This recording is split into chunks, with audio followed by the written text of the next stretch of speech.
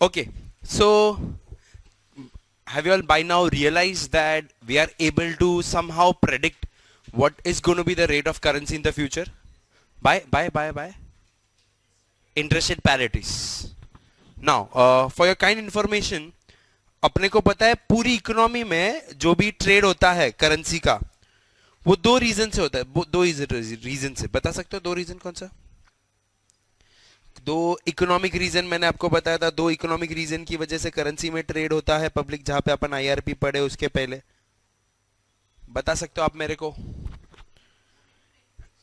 हाँ, interest rates और inflation आपने हाईलाइट किया ना पहले ही दिन पे एवरीवन। सो दो रीजन बैलेंस ऑफ पेमेंट अपन ने जहां पे समझा था, बैलेंस ऑफ पेमेंट अगर आपको याद हो everyone. So balance of payment is made up of what? Balance of payment is made up of current account which is for with regards to goods and services. And मैंने बताया था unilateral transfer, मैं वही search कर रहा हूं किधर गया, कवर्ड इंटरेस्ट रेट आर्बिट्राज, किधर गया बैलेंस ऑफ पेमेंट, आउटकम। हाँ पब्लिक यहाँ पे current account with regards to goods and services, current account one way transaction, capital account two way transaction with regards to inflow and outflow of capital। तो आपकी economy जितना भी foreign exchange transaction करती है वो या तो करंट अकाउंट या तो कैपिटल, और अगर कुछ बचा तो रिजर्व्स। बराबर, वहां पे अपन ने डिस्कशन किया था इंडिया का रिजर्व 400 बिलियन, यूएस का चाइना का $3 ट्रिलियन रिजर्व्स। एनीवेज, सो current account में which is based on goods and services, it depends on the purchasing power of an individual, which we will learn now is purchasing power parity, which is based on inflation। अपन ने दूसरा वाला part किया which is the cost of capital। क्या जो आप country inflow and outflow funds होता है that is because of cost of capital and that is interest rates। so अभी अपन लोग ने किया इंटरेस्ट रेट पैरिटी। अगर मैं इंटरेस्ट रेट पैरिटी और परचेसिंग पावर पैरिटी समझ लिया, ये दोनों ही कारण है क्या करेंसी के रेट्स के अप और डाउन होने का। आपके जितने भी डिमांड सप्लाई के रीजंस है वो सब आ जाते हैं ये दो रीजन के अंदर। जितने भी फैक्टर्स है डिमांड सप्लाई के, सब फैक्टर्स आ जाते हैं ये दोनों के अंदर। अब अपन ने एक फैक्टर पढ़ा इंटरेस्ट रेट पैरिटी से करेंसी का रेट कैसे बढ़ेगा गिरेगा। So sir interest rate parity ने आपको दो इंपॉर्टेंट ऑब्जर्वेशन दिया, जो मैंने 3 एग्जांपल करा है उससे। क्या दो ऑब्जर्वेशन? कि पूरी दुनिया पैरिटी पे होना चाहिए, पैर इक्वालिटी, पैरिटी पे होगा। मतलब उससे आपको क्या कंक्लूजन मिला कि दो कंट्री के इंटरेस्ट रेट में जो डिफरेंस है एवरीवन इन द क्लास वो क्या करेंसी के रेट्स में एडजस्ट हो जाना चाहिए। बराबर, ऐसा कुछ ऑब्जर्वेशन पढ़े आप? वो ऑब्जर्वेशन वाले पेज पे आ जाओ सर। आपने वहां पे क्लास में पब्लिक ने दो ऑब्जर्वेशन किया था। दो ऑब्जर्वेशन क्या किया था पब्लिक? दो कंट्री के इंटरेस्ट रेट में जो भी डिफरेंस है एवरीवन जरा आ जाओ पेज पे। हाँ, क्या बताता है? IRP states that when borrowing is made in one currency and invest in another currency, तो प्रीमियम डिस्काउंट क्या हो जाएगा सर? प्रीमियम डिस्काउंट ऐसा एडजस्ट हो जाएगा कि आप आर्बिट्रेज नहीं कर पाओगे। मतलब कट शॉर्ट, जिस कंट्री का इंटरेस्ट रेट ज्यादा है, बताओ मेरे को पूरा क्लास, जिस कंट्री का इंटरेस्ट रेट ज्यादा है वो करेंसी फॉरवर्ड में डिस्काउंट पे है, और जिस कंट्री का इंटरेस्ट रेट कम है वो कंट्री फॉरवर्ड में प्रीमियम पे। कितने से डिस्काउंट और प्रीमियम सर? कितने से डिस्काउंट प्रीमियम? उतने से ही डिस्काउंट प्रीमियम जितने से इंटरेस्ट रेट डिफरेंस है। राइट, ये ऑब्जर्वेशन को ध्यान में रखना। ओके, अच्छा अब अपन लोग करने जा रहे हैं, ये तो अपन ने इंटरेस्ट रेट्स के बारे में बात की। अब हम लोग समझते कि दो कंट्रीज में exchange of goods and services जब होता है तो क्या होता है। For example, let us understand one Apple iPhone in India.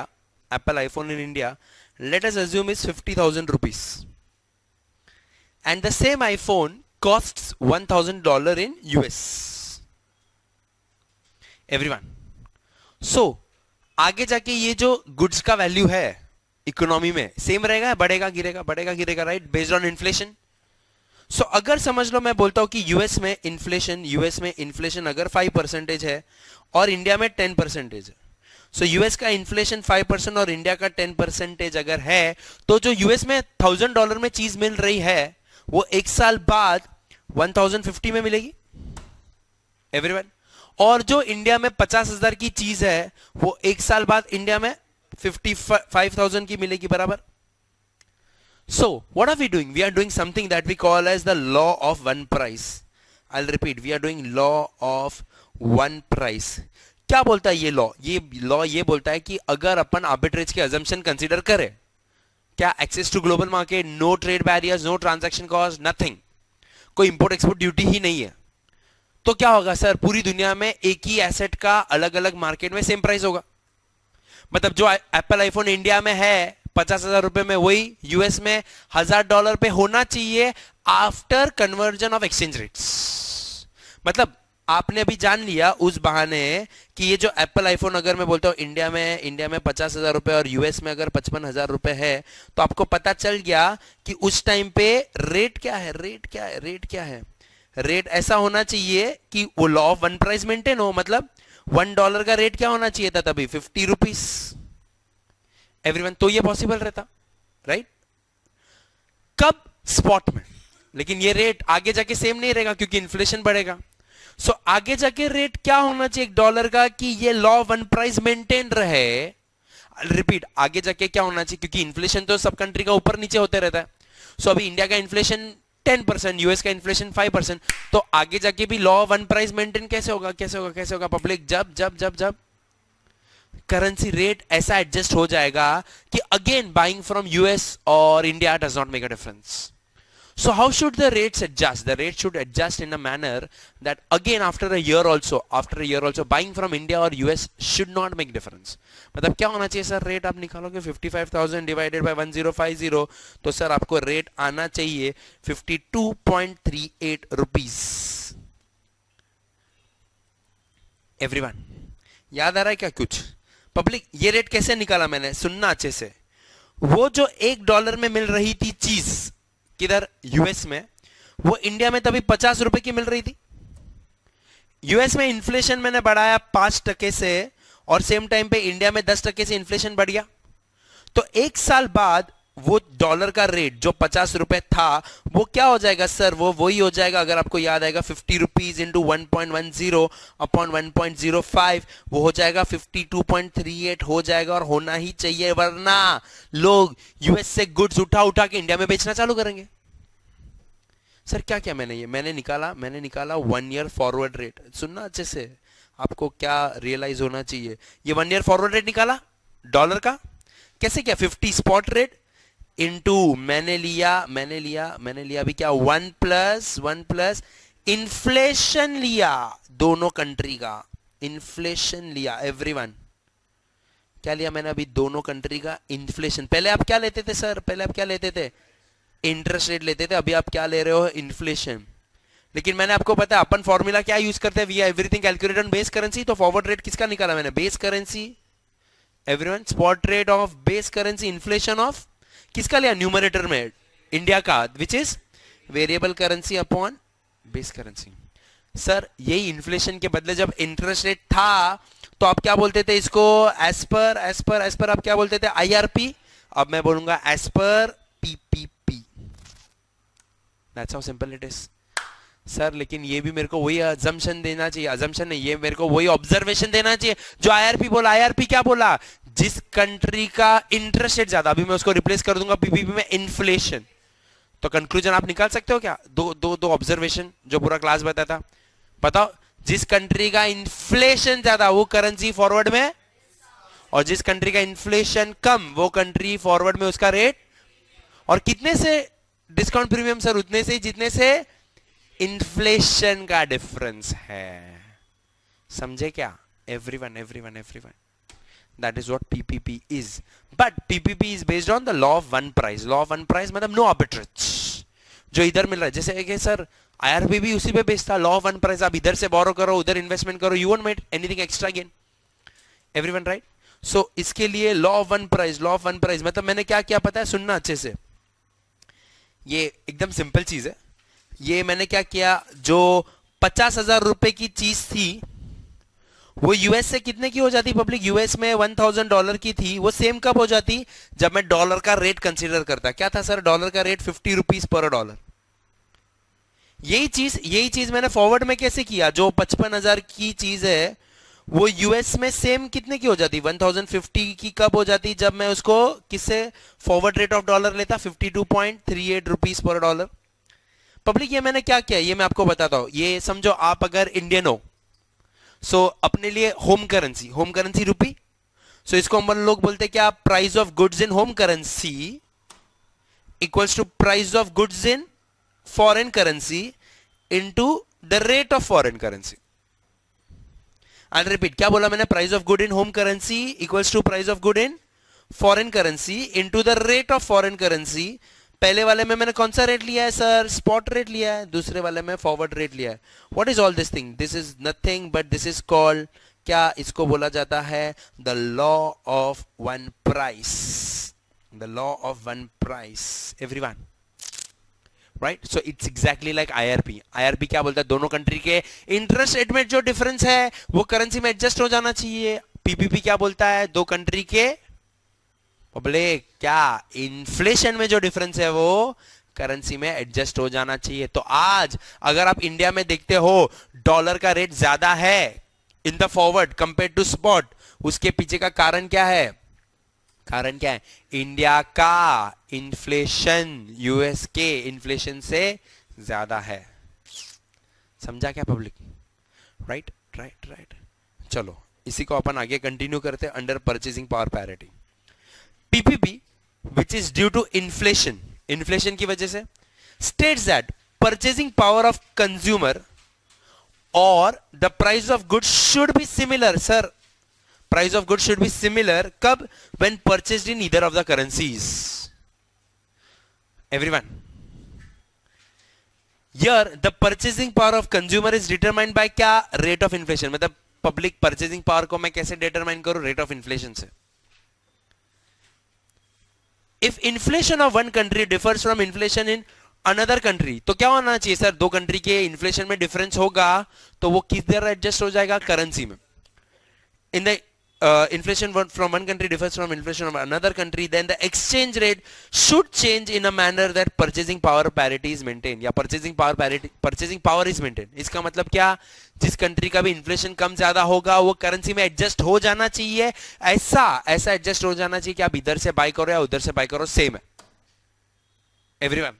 वरना पब्लिक आर्बिट्रेज करेगा, क्या इधर से ले लेके यूएस में बेचेगा, यूएस से ले लेके इंडिया में बेचेगा एवरीवन। सर आज ऐसा हो रहा है, यूएस कंपनीज इंडिया में सेल कर रही है प्रोडक्ट, और आप कुछ एक ऐसे प्रोडक्ट है जो यूएस से ही मंगा रहे हो। ऐसा क्यों हो रहा है, क्योंकि अपने अजम्पशंस वायलेट हो रहे हैं। अजम्पशन क्या थे अपने, फ्री ट्रेड। फ्री ट्रेड है क्या दुनिया में, सर इंपोर्ट ड्यूटीज है, इंपोर्ट ड्यूटीज है, इतने सारे रिस्ट्रिक्शंस है, so there is no free trade. Free trade होता तो मैं एप्पल आईफोन यूएस से या दुबई से क्यों मंगाता, मैं इधर ही ले लेता, सेम भाव का रहता। अब मेरे को आप जो देख रहे हो भाव में फर्क, वो क्या चीज का फर्क है सर, वो टैरिफ्स और टैक्सेस का फर्क है, और आप तो लेके आ रहे हो बैग में डाल के, वो तो बाय द वे इलीगल है बट चलता है, क्योंकि आपसे बड़े बड़े लोग एयरपोर्ट में और भी कुछ लेके आ रहे हैं। सो आप बच गए हो इसके लिए नहीं क्योंकि आप लकी हो, इसके लिए कि उनके पास स्टाफ कम है शायद। समझ रहे हो क्या, एक डेटा आया था बहुत अच्छा आर्टिफिशियल इंटेलिजेंस का, वो क्या बोल रहा था, इंडिया में टैक्स चोरी तो बहुत लोग करते हैं, जो लोग बच गए हैं वो इसके लिए नहीं बचे हैं क्योंकि उनका नसीब अच्छा है, क्योंकि उनके पास स्टाफ कम है। The day everything is automated, system will itself throw who is doing this, you know, tax चोरी and all. So the day if they get staff, अभी वो लोग क्या कर रहे हैं सर, वो लोग अभी उनके पास 100 करोड़ के ऊपर की पार्टीज है जिन पे रेड वेट डाले, अपना 1-2 लाख रुपए में क्या होगा, जब तक सिस्टम बेस्ड नहीं हो जाता तब तक, फिर सबका टाइम आएगा everyone. This concept is called the law of one price which states that the price of goods when purchase in one country should be similar in another country when converted for the relevant exchange rate, in the relevant exchange rate everyone. तो अभी मैंने क्या बताया वहां पे, price of good public क्या क्या निकाला अपन ने, ये याद है आपको, price of good in home currency equals to price of good in foreign currency when converted with the exchange rate, वही चीज मैंने यहाँ पे लिखा है। तो price of goods in home currency equals to price of good in foreign currency when converted with the relevant exchange rate, फिर वो चाहे स्पॉट में हो या फॉरवर्ड में एवरीवन। अब रियलिटी में ये कॉन्सेप्ट जो डिराइव हुआ था, ये it was based on something very interesting. ये कहाँ से मेजर किया था वो अभी मैं थोड़ी देर में डिस्क्लोज करूंगा. बट सर पीपीपी कंक्लूजन वही देता है जो आईआरपी देता था. पीपीपी का कंक्लूजन और ऑब्जर्वेशन वही है जो आईआरपी का था. देखो जरा यहाँ पे पीपीपी स्टेट्स दैट क्या countries with higher inflation, sir जिसका इन्फ्लेशन ज्यादा है उसका करेंसी फॉरवर्ड में डिस्काउंट होना चाहिए, जो आईआरपी बोलता था should find their currencies at discount in the forward, while countries with lower inflation should find their currencies at premium in the forward. और आपको पता है सर कितने से डिस्काउंट और प्रीमियम होगा, उतने से ही जितने से इंटरेस्ट रेट ने, अभी क्या बोलूंगा, इन्फ्लेशन का डिफरेंस था. सो क्या लिखा है मैंने वहां पे, also the amount of discount premium should be approximately, आपको पता भी अप्रोक्सीमेटली, क्यों right, approximately close to the inflation difference between both the economies. लेकिन सर इन्फ्लेशन हो या इंटरेस्ट रेट हो, ये रोज नहीं बदलता है. आई रिपीट, इन्फ्लेशन या इंटरेस्ट रेट का जो रेट रहता है वो रोज फ्लक्चुएट नहीं होता compare to stock prices. So they fluctuate over a period. जैसे कि अभी इंडिया में general interest rates RBI monetary policy लाए तभी बहुत बड़ा हलचल हो, अदरवाइज रोज इंटरेस्ट रेट 1-2% ऊपर नहीं जाता है. सो माइनर चेंज होता है इंटरेस्ट रेट्स में, and that too at periodic instances होता है.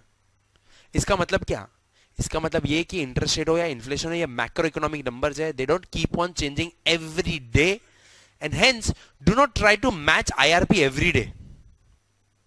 मतलब शॉर्ट टर्म के लिए रेट आगे पीछे हो सकता है, आईआरपी से दूर हो सकता है, लॉन्ग टर्म में ये सब मैच होना चाहिए. Everyone in the class, right. So short term friction हो सकता है, सर उधर ही तो मौका है आर्बिट्रेज करने का.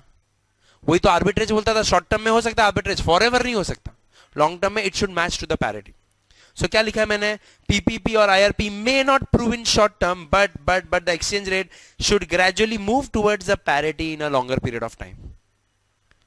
Understood everyone. अब पब्लिक पीपीपी का फॉर्मूला वही है जो अपन ने आईआरपी में किया था, सिर्फ इंटरेस्ट रेट के बदले क्या रिप्लेस हो गया पब्लिक, इन्फ्लेशन रिप्लेस हो गया. लेकिन मैंने आपको बताया था ओरिजिनल फॉर्मूला में क्या है सर, बेस करेंसी के बदले फॉरेन करेंसी है वहां पे और आपको चाहिए तो वहां पे, सॉरी एक करेक्शन है, तो forward rate on foreign currency कर दो, spot rate on foreign currency equals to 1 plus inflation of domestic upon foreign currency. वो एक जो वहां पे नोट में करेक्शन कर दो, जहां पे भी बेस करेंसी उसके बदले मैंने फॉरेन करेंसी रखा है और वेरिएबल के बदले डोमेस्टिक, एक करेक्शन कर दो आप और कुछ, राइट एवरीवन. ठीक है. अब मेरे को एक बात बताओ, इन्फ्लेशन कैसे डिराइव होता है, मतलब कौन पब्लिश करता है इन्फ्लेशन का डेटा, सेंट्रल बैंक पब्लिश करेगा इन्फ्लेशन का डेटा. अब इन्फ्लेशन मतलब क्या सर इन रियलिटी, आप बता सकते हो मेरे को इन्फ्लेशन म्हणजे काय. Inflation is one of the economic factor. No, be specific.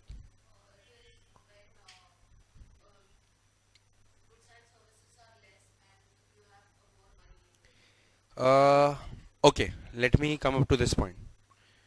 ये सब आपने किया हुआ, ऐसा नहीं है कि नहीं किया हुआ है. सर जरा यहाँ पे ध्यान देना. सपोज मैं कोई भी एक पर्टिकुलर गुड्स ले लूँ, फॉर एग्जाम्पल ऐसा कोई भी गुड्स जो तुम रेगुलरली यूज करते हो, ऐसा कोई, मैडम आप यूज करते हो ऐसा रेगुलरली कोई, आपका खर्चा किस में ज्यादा होता है, वही इन्फ्लेशन का बास्केट है. एक हाउसिंग एक्सपेंस किस में ज्यादा जाता है, घर का खर्चा किधर सबसे ज्यादा जाता है, फूड प्राइसेस.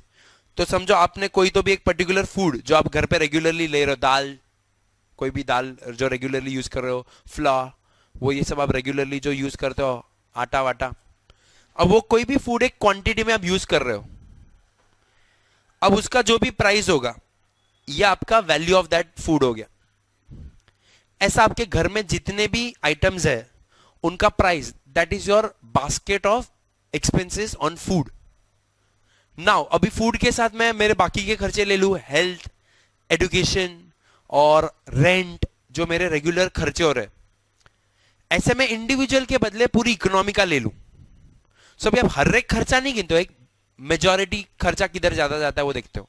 सो अगर मैं इंडियन इकोनॉमी का बात करूं तो Indian economy on an average समझो रैंडमली 100 रुपए में से 30 रुपए स्पेंड करता है हाउसिंग पे, 20 रुपए 30 रुपए स्पेंड करता है खाने पे, 10-15 रुपए एजुकेशन पे, और ऐसे करके छोटी छोटी चीजों पे स्पेंड करता है। ये है basket of goods of what India consumes. इसका जो वैल्यू होगा with respect to price, that is the value of that goods, जिससे आपका बनता है इंडेक्सेशन। अब नेक्स्ट ईयर ये क्वांटिटी यही रखूं और प्राइस चेंज करूं, प्राइस बढ़ेगा तो कॉस्ट ऑफ इंडेक्सेशन भी बढ़ेगा।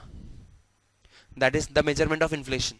एवरीवन कॉस्ट ऑफ इंडेक्सेशन करते हो ना आप, वो that is the measurement of indexation. But what is that cost of index? It's the weighted average value of all the goods that we consume, we spend the money on. Everyone, तो आज मैं समझो मेरे घर का budget 5,000 रुपए है, उसका मैं बेस वैल्यू रखता हूं 100। अभी नेक्स्ट ईयर यही चीज मैं जो खा पी रहा हूं या स्पेंड कर रहा हूं, नेक्स्ट ईयर अगर मार्केट में सब चीज के दाम बढ़ गए तो मेरा बजट हो गया, मतलब 5,000 का समझो 6,000 हो गया, मतलब 20% बढ़ गया, तो इंडेक्स 100 का 120 हो गया। ऐसे निकलता है आपका कॉस्ट ऑफ इंडेक्सेशन। एवरीवन, ये cost of indexation is inflation. Public, inflation से हो क्या रहा है? आपका जेब कट रहा है, इसको बोलते हैं loss of purchasing power. Everyone, ऐसे पब्लिक अगर मैं पूरी जीडीपी, पूरी इकोनॉमी का इन्फ्लेशन देखूं तो इंडिया तो बहुत सारी चीज कंज्यूम करता है, और स्टेट वाइज और इनकम वाइज ये भी डिफर होता है। तो we on an average take a sample, और वो सेंट्रल बैंक क्या करता है, सैंपल लेता है और उसके प्राइसेस देखता है। उसमें भी सर प्राइसेस भी डिफर करता है। जो सब्जी के दाम मंडी में है और आपके घर पे है वो अलग हो जावे, होलसेलर से रिटेलर में। इसीलिए इन्फ्लेशन भी दो निकलता है, WPI and CPI, wholesale price index and consumer price index. कौन सा इन्फ्लेशन ज्यादा होगा मेरे को बताने की जरूरत नहीं, होलसेल या कंज्यूमर? कंज्यूमर, क्योंकि रिटेल वाला प्राइस है। तो आपने और मैंने क्या देखना चाहिए सर? कंज्यूमर प्राइस इंडेक्स देखना चाहिए, अपने को कितना इन्फ्लेशन लग रहा है। अब पब्लिक, इन्फ्लेशन मेजर करना कोई खाने की बात नहीं है, क्योंकि it's a sampling of what goods and services India produces. अब ये इन्फ्लेशन में जब इंडिया का कंपेयर करता हूं यूएस के इन्फ्लेशन के साथ, तो सर दोनों का इन्फ्लेशन तो कंपेयर हो रहा है, लेकिन क्या दोनों सेम गुड्स कंज्यूम थोड़ी ना कर रहे हैं? सो दोनों का बास्केट ही अलग है। अभी यूएस वाले का स्पेंडिंग कार्स में ज्यादा होता रहेगा, टेक्नोलॉजी में ज्यादा होता रहेगा, अपना रोजमर्रा की चीजें में ज्यादा हो रहा है। सो एक तरीके से इकोनॉमिस्ट लोग ये बोलते थे कि इन्फ्लेशन दो कंट्री का कंपेरेबल नहीं है। सो इकोनॉमिस्ट लोग ने क्या निकाला, इन्फ्लेशन को राइटली मेजर करने का लोगों ने अलग अलग तरीके निकाले। उसमें से एक तरीका उन्होंने एक चीज का बनाया जो पूरी दुनिया खाती है और पूरी दुनिया में जनरली वो बिकता है in the same quantity, in the same proportion, that is Big Mac burger. So there was a theory by economists called Big Mac burger. Now ये मैकडॉनल्ड्स का एक बर्गर था। And by the way, you all must have realised that आप McDonald का burger दुनिया के कोई भी कोने में खाओ या उसका फ्राइज देखो आप खाओ, तो it's same fried in the same proportion and all. मैं बोरीवली में जो बर्गर खाओ वो अंधेरी में खाओ तो टेस्ट में थोड़ी जमीन आसमान का फर्क हो जाता है। It's the same, right? That's standardisation. उनका टेम्परेचर मेजरमेंट से लेके उनका कॉस्ट, उनका क्वांटिटी, क्या रेट पे फ्राई करने का, कौन सा ऑयल यूज करने का, वो सब उनका फिक्स्ड है। अब काफी कबार कुछ स्पेशल चीजें we import, but otherwise McDonald's का फिलोसॉफी क्या है कि अगर मैं इंडिया में बर्गर बना रहा हूं तो मैक्सिमम चीजें जो बर्गर में लगती है वो मैं इंडिया से ही सोर्स करता हूं।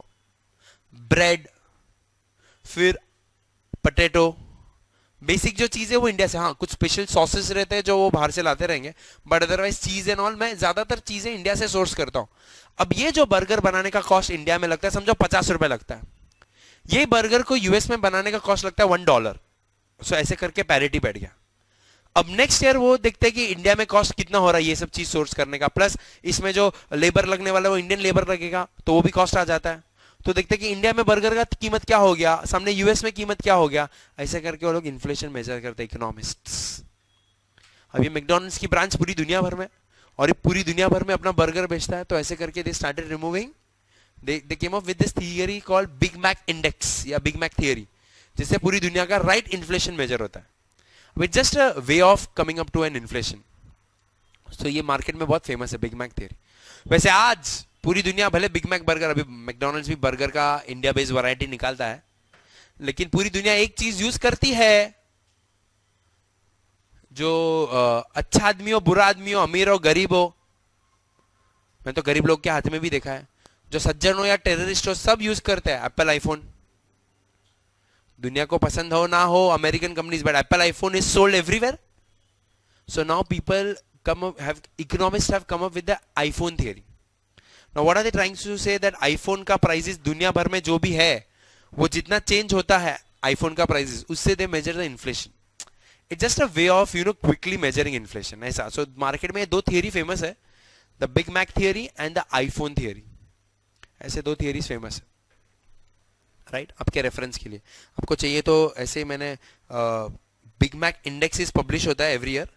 सो वहाँ पे अगर आप देखोगे तो दिस आर द इंडेक्सेस. ये क्या बता रहा है कि लास्ट 10 साल में किस कंट्री का इन्फ्लेशन बढ़ा गिरा. तो आप अगर देखोगे तो वो 0 इज द बेस वैल्यू. वो बिग मैक बर्गर का प्राइस किधर कम ज्यादा हो गया, तो स्विट्जरलैंड में थोड़ा बढ़ गया, नॉर्वे में थोड़ा बढ़ गया, ये सब कंट्रीज में कम हो गया, कनाडा और ब्राजील में देखो थोड़ा इन्फ्लेशन कम हो गया. ये ऐसे एक जजमेंट बताता. So it's a Big Mac index जो इकोनॉमिस्ट पब्लिश करते हैं. ऐसा अंडरस्टूड. ऐसे आपके रेफरेंस के लिए, just for general knowledge. Okay sir, तो अभी अपन करने जा रहे हैं आईआरपी से. अभी we are now moving to PPP, right.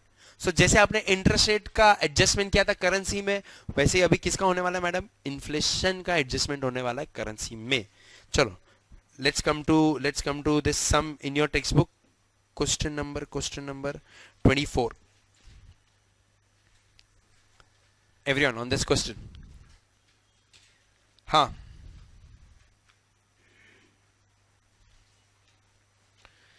Question में बोला गया in Australia cricket bat sells for Australian dollar 40 while in India they sell for only ₹1000.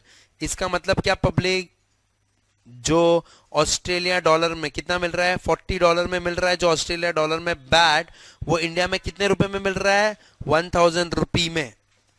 Everyone right. Sir आपको तो वैसे ही कैलकुलेशन डायरेक्ट आ गया है कि एक ऑस्ट्रेलियन डॉलर का रेट क्या हुआ. बट अगर मैं इसको अच्छे से लिखूं तो मैं क्या लिखूंगा? मैं लिखूंगा यहाँ पे अच्छे से as per law of one price. मैं क्या लिखूंगा? उनका टिपिकल फॉर्मूला लिखूंगा. क्या? Price of goods in home currency equals to price of good in foreign currency into spot rate of foreign currency. अगर मैं आपको निकालने बोलूं तो वैसे तो आपको आ गया आंसर. क्या? एक ऑस्ट्रेलियन डॉलर का कीमत कितना है? 1000 by 40 दैट इज 25. बट इसको थोड़ा प्रॉपरली निकालने का एक तरीका है. तो मैं क्या लिखूंगा? इसी में रिप्लेस कर दूंगा. सो मेरे को क्या आएगा? समझो मैं अगर इंडिया का भाव बोलता हूं 1000 है, equals to Australian dollar 40 into spot rate of Australian dollar. तो यहां से मुझे spot rate of Australian dollar मिल जाएगा विच इज 1000 अपॉन 40. तो एक ऑस्ट्रेलियन डॉलर का कीमत पब्लिक मेरे लिए कितना हो गया? 25 रुपए. This is as per the law of one price, typical way of writing it. आप सिर्फ मैच करके मत आ जाना. सो क्या बोला उन्होंने क्वेश्चन में? According to the theory of PPP what should be the rupee Australian dollar rate. तो आपने ये जो निकाला है, किसका रेट निकाला है सर? ऑस्ट्रेलियन डॉलर का रेट निकाला है इन टर्म्स ऑफ रुपी. सो मेरे हिसाब से this should be the rate of Australian dollar in terms of रुपी. हाँ, मैंने सिर्फ उसको थोड़ा फॉर्मली लिख दिया as per the law of one price, वरना अदरवाइज तो कैलकुलेशन अपने को पहले ही आ गया था. अब क्या ये प्राइसेस आगे जाके सेम रहेंगे? Of course not. थोड़ा प्राइसेस चेंज होगा. तो क्या होगा सर? उन्होंने बोला है if the price of the cricket bat in Australia goes up to 44 Australian dollar and India में 1074 each, what is 1 year forward Australian dollar rate in terms of rupee. तो अभी क्या करूंगा सर? कितना हो गया भाव ऑस्ट्रेलियन डॉलर में कितना हो गया बैट का कीमत? 44. और इंडिया में उसका कीमत कितना हो गया? जो ऑस्ट्रेलिया में 44 का था पब्लिक, उसका इंडिया में कितना हो गया? ₹1074. तो वापस से मैं लगाऊंगा as per law of one price. Everyone, तो वापस मैं लिखूंगा, लेकिन अभी मैं सिर्फ थोड़ा फॉर्मली मैं लिख दूंगा. क्या? Price of good in home currency equals to price of good in foreign currency into forward rate of foreign currency लिख दूंगा. एवरीवन, और कुछ नहीं. राइट. निकालो पब्लिक, क्या आएगा रेट? सो आप लिखोगे वहां पे ₹1074 equals to Australian dollar 44 into forward rate of Australian dollar. तो आपको 1 ईयर फॉरवर्ड आ जाएगा ऑस्ट्रेलियन डॉलर का, एक ऑस्ट्रेलियन डॉलर का, विच विल बी कितना public? 24.41. This is the rate of 1 Australian dollar in terms of रुपी.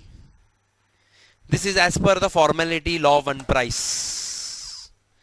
ये चीज को मैं एज पर पीपीपी लिखूं सर, एज पर पीपीपी में लिखूं तो मैं कैसे लिखता था, मैं लिखता था as per purchasing power parity everyone, मैं क्या निकाल रहा था, forward rate equals to spot rate into IRP में जो आप किए थे क्या, 1 प्लस इंटरेस्ट रेट के बदले inflation of both the currency, right. किसका निकाल रहा हूं मैं, अगर ऑस्ट्रेलियन डॉलर का निकाल रहा हूं फॉरवर्ड तो स्पॉट भी ऑस्ट्रेलियन डॉलर का लू सर। इन्फ्लेशन किसका, India upon Australia everyone. Sir inflation कैसे निकालूं, सर जरा ऑस्ट्रेलियन डॉलर का देखो, जो 40 रुपीज की चीज थी वो 44 की हो गई, मतलब मैं बोलता हूं ऑस्ट्रेलियन डॉलर का इन्फ्लेशन कितने से बढ़ा, 10%, और जो 1000 की चीज थी इंडिया में वो 1074 की हो गई, तो इंडिया का इन्फ्लेशन आप बोल सकते हो 7.4% एवरीवन, बराबर ना। तो यही चीज को अगर मैं डाल दूं यहां पे, स्पॉट में कितना था सर, स्पॉट में रेट था आपका 25, everyone with me, into 1 plus inflation of India, I'll write 1.074 upon 1 plus inflation of Australia, which was 1.10, 10%. I should get the same rate, 24.41. Everyone with me on this? Basically क्या बता रहा है, जो आप law one price apply करो वो और कुछ नहीं है, वो पीपीपी है। आप एग्जाम में कोई भी फॉर्म में लिख के आ सकते हो, आंसर सेम ही आने वाला है, समझे क्या पब्लिक। मैं एग्जाम में इंडिविजुअली लिख के आ जाओ या ऐसे मैं पीपीपी में डाल के आ जाओ, it's gonna be one and the same, समझा। In short PPP is based on law of one price, वो अगर पूरी दुनिया में सेम प्राइस हो तो ये रेट होना चाहिए, वरना there will be arbitrage, right everyone. ठीक है, you all want to try, you all can just try this thing, it's quite easy. तो वहां पे आप प्रेजेंटेशन में भी देखोगे तो मैंने दोनों तरीके से प्रेजेंट किया, वहां पे as per law one price भी और उसको एज पर पीपीपी भी प्रेजेंट किया, right. It's gonna be one and the same. अब उसी में पब्लिक उन्होंने मेरे को वहां पे क्वेश्चन में बोला है, the rate of inflation in USA is likely to be 3% per annum, in India is 6.5%। The current spot rate of dollar is 43.40 rupees. Find the expected rate of dollar after 1 year and 3 years from now using PPP. Public जरा PPP से मेरे को formula बताओ क्या आता है public, PPP से formula everyone. As per PPP तो मैं क्या लिखूंगा, पहले ऑफिशियली फॉर्मूला लिखूंगा, मैं फॉर्मूला लिखूंगा forward equals to spot into 1 plus inflation of variable and 1 plus inflation of base. तो अपन बेस करेंसी पे निकाल रहे तो 1 plus inflation of variable upon base. So क्या रेट दिया पब्लिक, स्पॉट रेट में पहला 1 ईयर फॉरवर्ड आप निकाल रहे हो, तो 1 ईयर फॉरवर्ड में आप स्पॉट रेट उन्होंने दिया आपको कितना,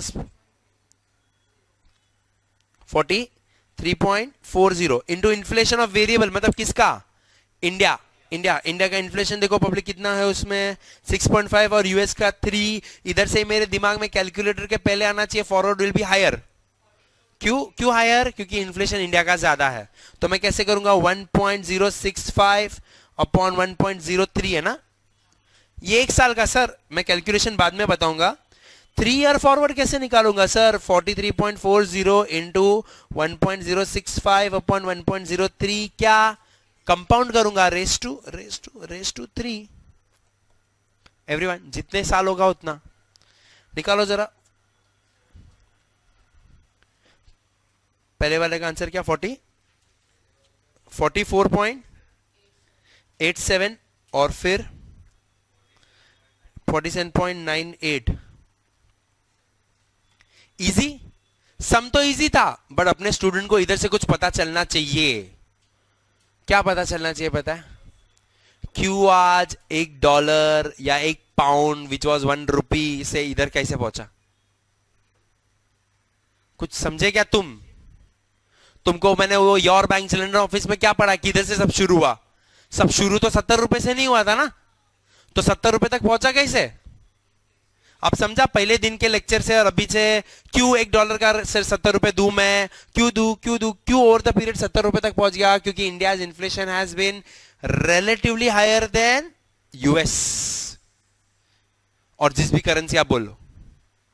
सो सर जिस कंट्री के मुकाबले अपना इन्फ्लेशन बढ़ा है रिलेटिवली, उसकी वजह से अपना रेट आगे गया है, मतलब अपना रेट डीवैल्यू हुआ है और सामने वाली करेंसी का रेट बढ़ा है। अब ये मैं 3 साल का 30 साल कर दूं तो पहुंच जाओगे आप धीरे धीरे करके 70-80 तक, 30 साल भी नहीं, शायद 10 साल में। सो मैं स्टूडेंट को बताता हूं कि क्या हो गया था जब मैं 2009 में ट्रेडिंग चालू कर दिया था, तब 2008 या 9 में, हाँ, तब $1 वॉज 39 रुपीज। और आज वो दिन तो आने नहीं वाले $1 39 रुपीज का, आज 65, 68, 70 है। So I remember my day when I used to, there was a very good fund manager called Ritesh Jain. He was with Canara Robeco. He was a very good gold analyst. उसका gold पे grip अच्छा था। So उसने product निकाला था Canara Robeco का एक fund, तो गोल्ड और डेट पे वो बहुत अच्छा रिसर्च करता था। और then he moved to Tata Mutual Fund and he became the CIO. But before he moved to Tata, I had an opportunity to one-on-one interact with him because one of my friend was working under him as a buy-side analyst. Now you all are aware what is buy-side analyst, everyone, right? Equity में बैठे हो तो buy-side analyst पता है। So मैं जब उधर meeting में गया तो मैंने मेरे फ्रेंड को बोला एक बार मेरे को रितेश सर के साथ one-on-one मीटिंग कराना यार, अपॉर्चुनिटी। तो मेरे फ्रेंड ने बोला था कभी वो ऑफिस में बैठे एक बार मिल ले, ऐसे बात करना। तो मैंने उनको बोला कि सर आपका फंड बहुत क्लासिक है, अच्छा चल रहा है और मैं आपके फंड का फैन हूँ, मतलब मेरे को फंड परफॉर्मेंस भी अच्छा है, your research and your article, आप आर्टिकल भी लिखते हो अच्छा है। तो उसने बोला हाँ। तो उसने मेरे को मीटिंग में भी ये बोला था जो मैंने उसको वापस क्वेश्चन बोला, उसने मीटिंग में तभी ना डॉलर का रेट अराउंड 50 to 53 था। So in a meeting of 20 distributors that we were there and analyst, he said that dollar will breach 60। तो मैंने उनको कंफर्म किया, सर 60 आज तक हुआ नहीं, ऐसा कैसे हो सकता है, आप 60 बोल रहे हो। तो बोल रहा है दोस्त मेरी बात याद रखना, 60 को भी ब्रीच करेगा। तब most of us were either having a question mark और लाफिंग इट कि how it would go 60 is too much, and today 60 has become the new normal, मतलब now 70 has become rather normal. अब 60 आ जाए तो jackpot लग जाए ऐसा लग रहा है पब्लिक को। So I have seen those days कि जब वो 60 भी होना इम्पॉसिबल लगता था, और अब जब मैं स्टूडेंट को आज बोलूं डॉलर 60 आ जाएगा तो बोलता है अरे कहां से 60 आएगा सर, 70 पे तो है। So it's that remarkable change. Now what has been the reason when I saw 39 से लेके अभी 10 साल में जब मैं 70s तक जा रहा है, सर इसके पीछे का सबसे बड़ा कारण क्या है पता चला क्या? इन्फ्लेशन सबसे बड़ा कारण है। इंडिया का रिलेटिवली इन्फ्लेशन, और सर अभी आपको भी पता है इन्फ्लेशन या इंटरेस्ट रेट, आप जो भी बोलो, इन्फ्लेशन बोलो या इंटरेस्ट रेट, आपको पता है यूएस में और डेवलप्ड इकोनॉमी के मैंने आपको इंटरेस्ट रेट बताया वो किस तरफ है, ऑलमोस्ट जीरो या नेगेटिव है। और इंडिया है ना, इंडिया ऑलरेडी हाई इन्फ्लेशन से थोड़ा फिलहाल कम हुआ, बट इंडिया का इन्फ्लेशन 10-12% पहुंच गया था और इंटरेस्ट रेट भी 10-12% पहुंच गया था सर। जब इतना बड़ा गैप हो for a prolong 5-6 years everyone, then of course our currency is bound to depreciate.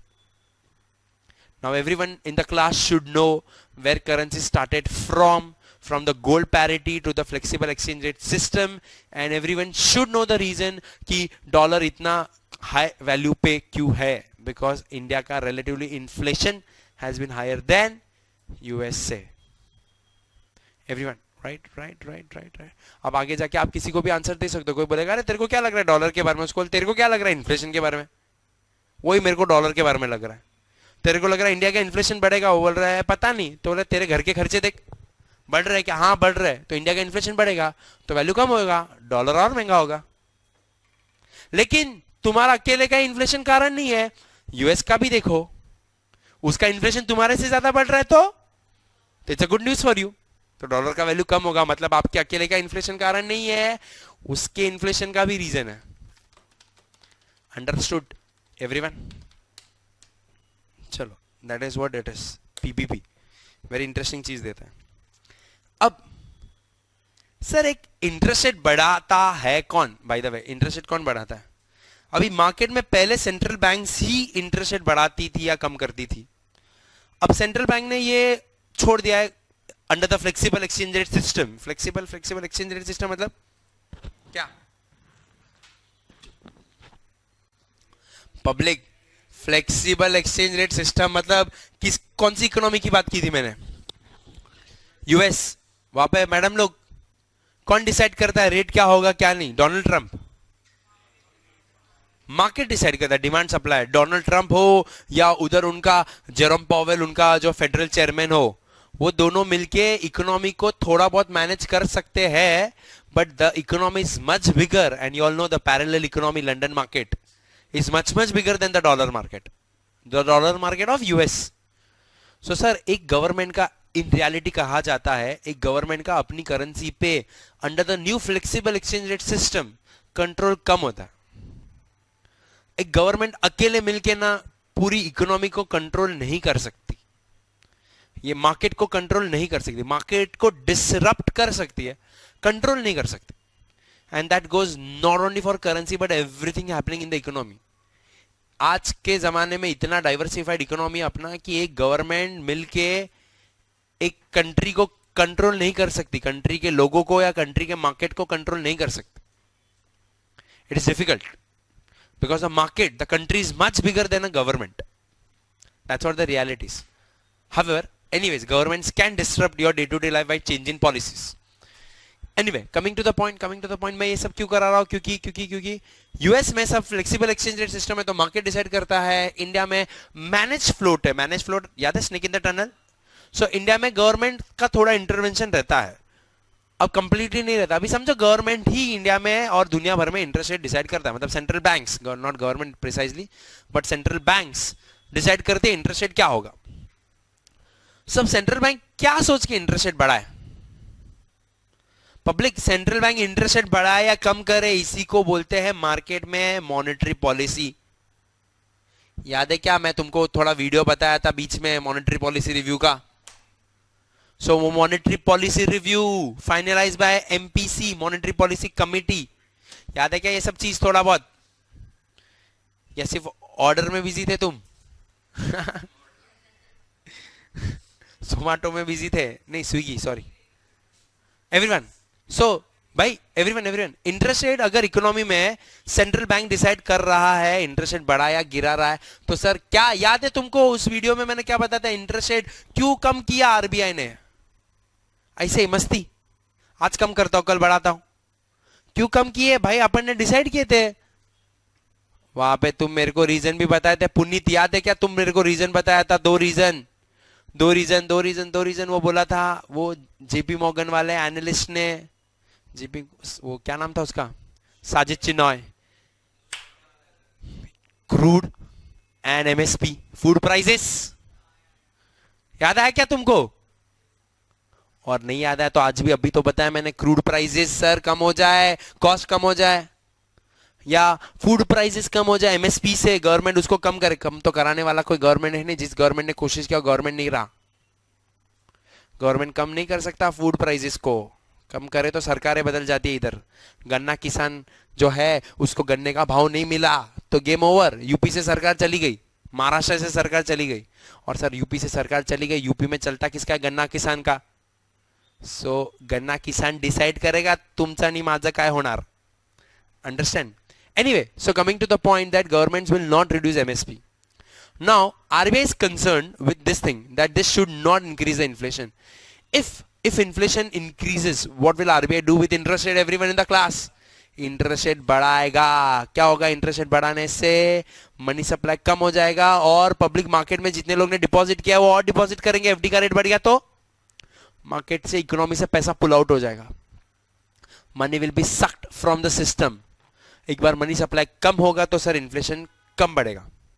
लेकिन sir this hampers the growth. Cost of borrowing बढ़ जाएगा कंपनीज का कॉस्ट ऑफ बोरोइंग बढ़ जाएगा, प्रॉफिटेबिलिटी कम होगा, केपेक्स कम कर पाएगी. अगर प्रॉफिट कम होगा तो सर केपेक्स कम कर पाएगी, साइकिल बढ़ेगा नहीं, नए लोगों को एम्प्लॉयमेंट जनरेशन नहीं दे पाएगी. तो एक हाथ पे तुम अगर बचाने जा रहे हो तो दूसरा हाथ पे नुकसान हो जाएगा. ऐसा चीज है. वाई से वर्षा, अगर मैं इंटरेस्ट रेट कम करूं क्योंकि इन्फ्लेशन का प्रेशर कम है तो मार्केट में ग्रोथ होगा कंपनी का, लेकिन इन्फ्लेशन बढ़ने का डर हो जाएगा क्योंकि मनी सप्लाई लोगों के हाथ में बढ़ जाएगा. सो करे तो क्या? अब इन्फ्लेशन और इंटरेस्ट रेट का कनेक्शन क्या इंटरेस्ट रेट्स, अगर मैं वापस से रीइटरेट करूं, इंटरेस्ट रेट बढ़ाने और कम करने के पीछे का रीजन बहुत सारे, उसमें से मेजर रीजन इन्फ्लेशन. अब आरबीआई भी देखेगा इन्फ्लेशन बढ़ रहा है कम हो रहा है, इन्फ्लेशन बढ़ रहा है कम हो रहा है, उस हिसाब से इंटरेस्ट रेट का कंक्लूजन मारेगा. एवरीवन, सो अब मैं अगर इंडिया में इन्वेस्टमेंट कर रहा हूं एज एन इंडियन इन्वेस्टर, मैं अगर इंडिया में इन्वेस्ट कर रहा हूं और समझो इंडियन इकोनॉमी में इंटरेस्ट रेट्स इंटरेस्ट रेट अगर मेरे को इंडियन इकोनॉमी में इंटरेस्ट रेट मिलता है कितना, समझो इंडिया में इन्वेस्टमेंट करने पे I get interest rates as 10%, मुझे रिटर्न मिल रहा है एवरीवन। और सामने अगर मैं यूएसए में इन्वेस्टमेंट करता तो वहां पे समझो इंटरेस्ट रेट है, वहां पे इंटरेस्ट रेट है 4%। लेकिन अगर ये 10%, मेरे हाथ में पूरा 10% आएगा क्या? हाँ, तुमको 100 रुपए का 110 मिलेगा, लेकिन सर ये जो 100 रुपए तुम जिस चीज के लिए बचाने जा रहे थे उसका भी तो भाव बढ़ेगा। आई रिपीट, तुम ये जो 100 रुपए इन्वेस्टमेंट करने जा रहे थे वो कोई तो भी चीज के लिए करने जा रहे थे, तब मार्केट में उसका भी कीमत 100 था, लेकिन जब तुमको 10% रिटर्न मिला तो तुम्हारा इन्वेस्टमेंट वैल्यू 110 हो गया। लेकिन उस चीज का भी भाव अगर इंडिया में मैं बोलूं इन्फ्लेशन अगर 8% है तो उसका भाव 108 रुपए हो गया। तो सर आप तो खुश हो रहे हो 100 का 110 मिला, लेकिन सामने चीजों का दाम भी तो 100 का 108 हो गया। नेट नेट आपको इन्फ्लेशन काट के आपको सिर्फ 2% रिटर्न मिला। सो बेसिकली आपका जो रिटर्न मिलता है उसमें से अगर मैं बोलूं इंडिया में इन्फ्लेशन ही 8% है सर, इन्फ्लेशन ही इंडिया में 8% है, तो आपको नेट कितना मिलेगा सर? आपको नेट कितना मिलेगा? आपको नेट मिलेगा 2% ही मिलेगा everyone.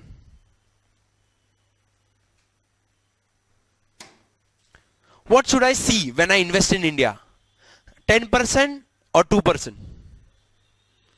Everyone in the class should now push themselves to a level wherein you should answer and think as an analyst, not a simple mathematician. Okay? Now, when you invest in India or when you recommend your client, will you see 10 or 2? Inflation is like a tax. ऐसा समझ लो। आप gross देखोगे या net देखोगे? Sir net देखोगे। अब अगर आप इंडिया में घुसते 10% देख के, क्या रे यूएस में 4%, इंडिया में 10% पे डाल रहा हो, लेकिन इन्फ्लेशन आपका पैसा काट देता। और सर आपको पता है जिस कंट्री का इन्फ्लेशन ज्यादा उसका करेंसी गिरेगा, तो करेंसी का भी तो वैल्यू फैक्टर करना पड़ेगा। मेरे को नेट नेट इंडिया में इन्वेस्टमेंट करने पे भले 10% मिले, लेकिन 8% इन्फ्लेशन की वजह से करेंसी का वैल्यू गिर जाएगा। तो नेट मेरे हाथ में कितना आएगा सर? 2% ही आएगा। सर ये सिर्फ इंडिया के साथ क्यों, यूएस के साथ भी ऐसा होगा। अगर आप यूएस में इन्वेस्टमेंट कर रहे हो, सुनना मेरी बात अच्छे से, और वहां पे भी अगर सर आप मेरे को बताओ वहां पे अगर इन्फ्लेशन 2% है तो नेट उधर से भी मेरे को 2% ही मिलने वाला है। What do you now see? What do you now see? What do you now see? That sir, ये जो अच्छे से सुनना, ये जो मेरे को बैंक ऑफर करता है, जब मैं बैंक के पास जाऊंगा, बैंक मेरे को क्या ऑफर करता है? बैंक मेरे को ग्रॉस देता है या नेट देता है? ग्रॉस। तो बैंक मेरे को क्या ऑफर करेगा? मैं बैंक एफडी की बात करूं या मार्केट में रिस्क फ्री रिटर्न की बात करूं, तो रिस्क फ्री रिटर्न या बैंक एफडी मार्केट में जो 10% या 4% चलता रहेगा यूएस में, उसको हम लोग बोलते हैं नॉमिनल इंटरेस्ट रेट। क्या बोलते हैं उसको? नॉमिनल इंटरेस्ट रेट, जो बैंक ऑफर करता है या जो मार्केट में यील्ड चल रहा है। उसमें से अगर मैं इन्फ्लेशन का फैक्टर हटा दूं, इन्फ्लेशन का फैक्टर हटाना पड़ेगा, तो मुझे मिलेगा सर, क्या मिलेगा? मुझे नेट रिटर्न मिलेगा, जिसको हम लोग बोलते हैं क्या? Real rate of interest. Everyone in the class, so now my question to the class, when you invest in a country, what should you see, nominal या real rate? Real rate, because that's after adjustment of inflation. So sir on a real basis पे दो country में कुछ difference दिख रहा है यहां पे, तो मैं क्यों बोरो करूं यूएस से और इंडिया में इन्वेस्ट करूं? क्योंकि on a real basis I get nothing, everything is going to be adjusted in the currency. Now this is where an economist came and give a remarkable theory in the finance. He connected what you all just learned about currencies. उसने क्या बोला? सुनना अच्छे से, कि दो country के interest rate में जो डिफरेंस है, दो कंट्री के जो नॉमिनल करेंसी के इंटरेस्ट रेट में डिफरेंस है कितना? 6% का। वो किसकी वजह से है? वो दोनों कंट्री के इन्फ्लेशन की वजह से है। समझ रहे हो क्या? दो कंट्री के इंटरेस्ट रेट में जो डिफरेंस है ना, वो किसकी वजह से? वो दो कंट्री के इन्फ्लेशन की वजह से है। तो वो एक तरीके से आंखों का धोखा है। तो आज अगर मैं यूएस में बोलता हूं, यूएस में बैंक रेट, सुनना, ऑफिशियली यूएस में बैंक रेट समझो 2.25% है, और इंडिया में बैंक रेट्स अगर मैं बोलता हूं इंडिया में 6.25% है, तो सर पूरी दुनिया को क्या दिख रहा है? इंडिया में 4% इंटरेस्ट रेट ज्यादा है। वो क्यों है? क्योंकि इंडिया का रिलेटिवली इन्फ्लेशन यूएस से 4% ज्यादा है। और आपको पता है जिस कंट्री का इन्फ्लेशन ज्यादा उस कंट्री का रेट फॉरवर्ड में डिस्काउंट, तो आप कमाओगे क्या? कुछ नहीं। सो क्या हो जाएगा सर? अभी पूरी दुनिया में ये डिफरेंस होना चाहिए, लॉन्गर टर्म में तो नहीं होना चाहिए। सो क्या आपने रियलाइज किया? In the long run interest rates should be same. Which interest rate am I talking now? You should realize कौन से इंटरेस्ट रेट सेम होने चाहिए सर? नॉमिनल अलग हो सकते हैं, हाँ सर अलग होंगे क्योंकि इन्फ्लेशन अलग है, लेकिन कौन सा रेट सेम होना चाहिए sir? Real rates across the economy should be same. Real rates across the economy should be same मतलब क्या? सुनना अच्छे से। मतलब क्या? अगर मैं बोलूं यहां से इक्वेशन क्या पता चलना चाहिए सर आपको? यहां से इक्वेशन मिलना चाहिए कि अगर यहां पे मैं इक्वेशन डालूं तो आपको अभी पता चलना चाहिए कि जो बैंक देता है nominal rate, nominal interest rate, वो क्या चीज से बना है सर? नॉमिनल इंटरेस्ट रेट दो चीज से बना है। क्या? रियल इंटरेस्ट रेट और उसमें क्या है सर? इन्फ्लेशन। आपका फोकस किस पे रहेगा अभी से? रियल इंटरेस्ट रेट पे। मतलब अगर बैंक एफडी 10% दे रहा है तो घुस मत जाना बैंक एफडी में, देखना इंडिया में इन्फ्लेशन कितना 8% है तो नेट आप 2% कमा रहे हो, एक्स्ट्रा 2% कमा रहे हो, उससे ज्यादा नहीं। एवरीवन सर तो बेसिकली नॉमिनल इंटरेस्ट रेट क्या है? Nominal interest rate is nothing but real interest rate plus inflation. Nominal interest rate is nothing but real interest rate plus inflation. फिर वो चाहे इंडिया की बात करूं मैं या यूएसए की बात करूं मैं, सब जगह सेम चीज है। एवरीवन पब्लिक, अब अगर मैं रियल रेट्स निकालूं इसमें से, रियल रेट्स अगर निकाले अपन इसमें से, तो रियल रेट का इक्वेशन कैसे बनेगा? मैं बोलूंगा रियल रेट ऑफ इंडिया और रियल रेट ऑफ यूएसए क्या होगा? जरा बता सकते हो? Real rate of India can I say जो अभी निकाला था, nominal rate of India minus inflation of India, and real rate of USA will be nominal rate of USA minus inflation of USA. Everyone this is where Fisher comes into picture. और Fisher क्या बोलता है? As per Fisher उसको हम लोग बोलते हैं Fisher effect. As per Fisher effect, ये जो इकोनॉमिस्ट था फिशर, उसने क्या बोला? उसने पूरी दुनिया को यह बोला कि दोस्त दो कंट्री के नॉमिनल इंटरेस्ट में डिफरेंस हो सकता है लेकिन रियल रेट पे डिफरेंस नहीं होना चाहिए, वरना होगा आर्बिट्रेज। वरना क्या हो जाएगा? आर्बिट्रेज। तो उसका कंक्लूजन क्या था? उसका कंक्लूजन ये था कि लॉन्ग रन में सब कंट्री के डैश रेट सेम होने चाहिए। Dash rate real rates same होने चाहिए। सो इससे क्या बनता है सर? इक्वेशन ध्यान देना, दोनों कंट्री का रियल रेट सेम होगा।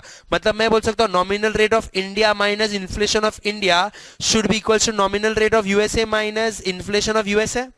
सर नॉमिनल को इधर लेकर आता हूं तो मैं बोल सकता हूं nominal rate of India minus nominal rate of USA should be nothing but inflation of India minus inflation of USA. क्या बोला मैंने? दो कंट्री के नॉमिनल रेट में जो डिफरेंस है वो किसकी वजह से? दोनों कंट्री के इन्फ्लेशन के डिफरेंस की वजह से। समझा क्या पब्लिक? ये बोला फिशर। सर तो मैं क्या कुछ चीज कंक्लूड करूं? अगर आप थोड़ा बहुत ये लेवल पे पहुंचे हो तो क्या बोलता है आईआरबी? आईआरबी क्या बोलता है? बताओ सर आईआरबी क्या बोलता है? अभी बैठे मत रहो इधर। अभी आप ना फॉरेक्स में उस पॉइंट पे आ गए हो ना जहां पे application of knowledge is more, calculation is less. Welcome to those sums asked in exams. हाँ क्या बोलता है आईआरबी? जिस कंट्री का इंटरेस्ट रेट ज्यादा वो करेंसी फॉरवर्ड में डिस्काउंट, और जिस कंट्री का इंटरेस्ट रेट कम वो करेंसी फॉरवर्ड में। पीपीपी भी ऐसे ही बोलता है, जिसका इन्फ्लेशन ज्यादा उसका रेट फॉरवर्ड में डिस्काउंट और कम वो फॉरवर्ड में प्रीमियम। कितने से प्रीमियम डिस्काउंट? जितने से इंटरेस्ट रेट डिफरेंस है। और सर इंटरेस्ट रेट डिफरेंस क्यों है? इन्फ्लेशन की वजह से। सर फिशर ने आईआरबी और पीपीपी को कनेक्ट किया और उसने क्या बोला पता है, सुनना अच्छे से, डाइजेस्ट करना, कि दो कंट्री के बीच में जो इंटरेस्ट रेट डिफरेंस है वो करेंसी में एडजस्ट होना चाहिए। दो कंट्री के इंटरेस्ट रेट में जो डिफरेंस है वो करेंसी में एडजस्ट होना चाहिए, और वो दो कंट्री के इंटरेस्ट रेट में डिफरेंस उन दोनों के इन्फ्लेशन की वजह से है। सो बेसिकली पीपीपी पढ़ लो तो आईआरपी आ गया। एवरीवन पीपीपी पढ़ लो तो वो पीपीपी इन्फ्लेशन डिफरेंस है, वही दोनों कंट्री के इंटरेस्ट रेट का डिफरेंस है। समझा क्या public? Everyone everyone everyone right? हाँ सर, अभी जरा ना इसको जरा अपन थोड़ा पहले पढ़ लेते कि ये जो नॉमिनल इंटरेस्ट रेट है, क्या बोला मैंने? Nominal interest rate is made of real interest rate and inflation. Bye the way nominal मतलब सर मैं बैंक में जब एफडी का रेट पूछता हूं तो बैंक जो मेरे को देता है, बैंक मेरे को ये नहीं बोलता है कि बेटा ये ले 10% इंटरेस्ट रेट है, इन्फ्लेशन काट के 8% तेरे को नेट दो दे रहे। नहीं नहीं, बैंक बोलता है 10% इंटरेस्ट रेट है सर, वो आपके लिए ग्रॉस है। बेसिकली वो रिस्क फ्री रिटर्न जो बैंक देता है दैट इज नॉमिनल, वो याद रखना। सो आपको अभी तक जितना भी सिलेबस में रिस्क फ्री रिटर्न आया है वो नॉमिनल है या रियल है? नॉमिनल है, नॉमिनल है। अपन उसमें से इन्फ्लेशन एडजस्ट करके रियल बनाएंगे।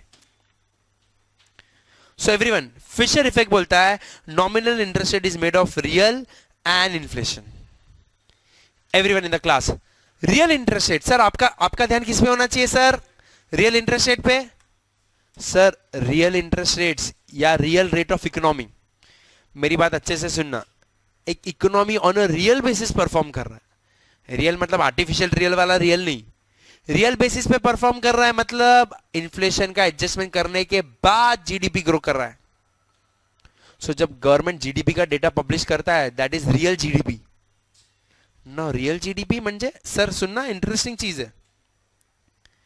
रियल जीडीपी मतलब इंटरेस्टिंग चीज है। किसका बज रहा? छोड़ो। रियल जीडीपी एवरीवन जरा ध्यान देना। फॉर एग्जांपल सपोज हम लोग पहले 100 क्वांटिटी प्रोड्यूस करते थे एट 10 रुपीज पे, तो अपना जीडीपी वॉज 1000 रुपीज, बराबर। अब मैं क्वांटिटी उतनी प्रोड्यूस कर रहा हूं बट भाव बढ़ गया, तो भी मेरा जीडीपी बढ़ गया एवरीवन। और दूसरे सिनारियो में पब्लिक में क्वांटिटी ज्यादा प्रोड्यूस कर दिया सेम भाव पे, तो भी जीडीपी बढ़ गया, दिख रहा है सर। इसमें मैंने क्वांटिटी बढ़ाया है और इसमें प्राइस। कौन सा वाला इन्फ्लेशन की वजह से है? ये प्राइस वाला इन्फ्लेशन की वजह से है और ये वाला क्वांटिटी की वजह से। याद आ रहा है? Demand pull inflation, cost push inflation, ऐसा कुछ सुना हो क्या? महाराष्ट्र बोर्ड से किए हो तो पब्लिक 12th में दुनिया के कोई भी कोने से पढ़ो, 12th में demand pull, cost push, CPT में अनलेस एंड अनटिल आप टिक मार्क करके आ गए।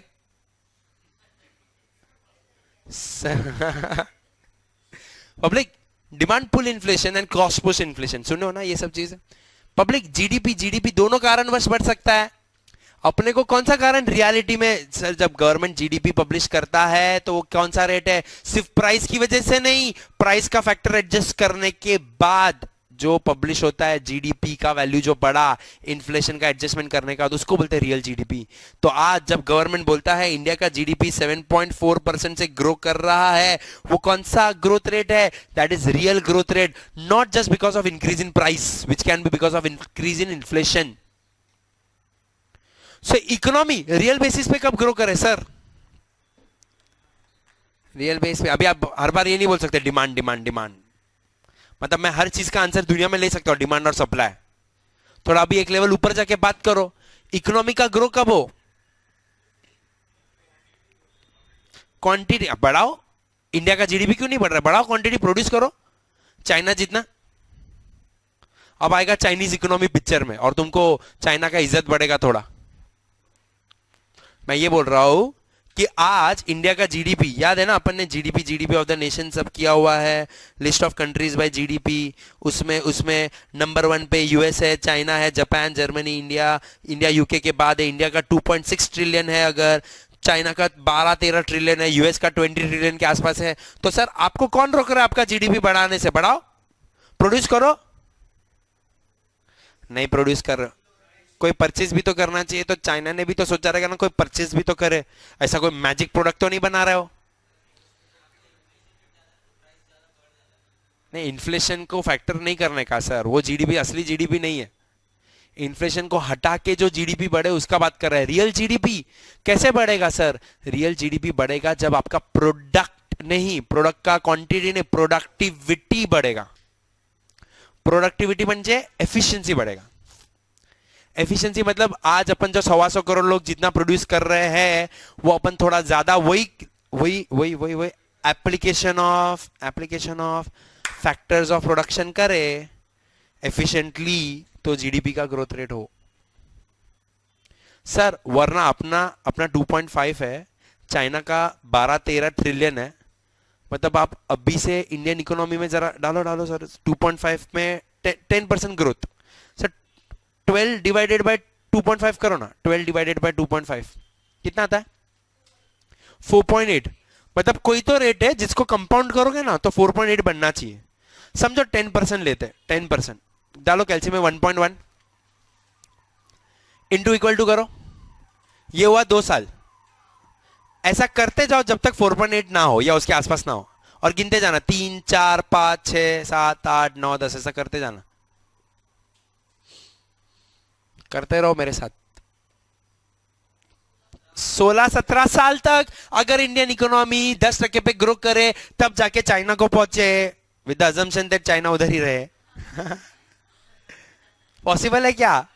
ऐसा पॉसिबल ही नहीं है। तो सर ऐसा चाइना ने क्या किया जो 20 साल पहले इंडिया के जीडीपी पे था और इंडिया से इतना आगे निकल गया? ऐसा कौन सा नाइट्रो पुश लिया चाइना ने? मैथमेटिकली तो पॉसिबल नहीं है ना, because it's not maths, it's economics.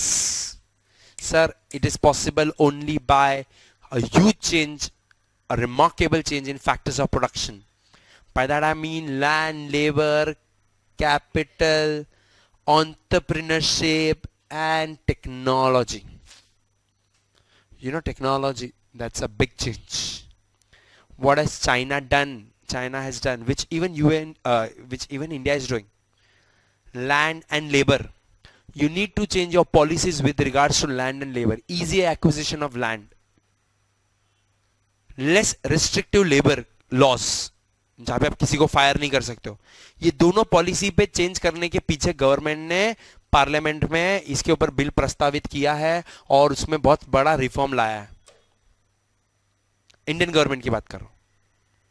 Capital our government is working very hard, whosoever's government it is, in getting foreign capital. So along with just the amount of, the thing that you see, that how much country our prime minister is visiting, also see the amount of FDI inflows he's brought in the last 5 years. That is capital. Entrepreneurship, encouraging people for startup programs, Startup India, and giving them free loan through MSME platforms of Mudra. I can say that I went to bank, I'm just saying my experience, I went to bank to ask for loan a few years back for my business, and they said that why do you require loan? We don't give loans because you don't have any debtors. I said I teach students and also you don't have any debtors in your book, we don't give you loan, you don't have security and all, घर वर security रख दो. For the first time under Mudra scheme, without security I get loan until 10 lakhs without security.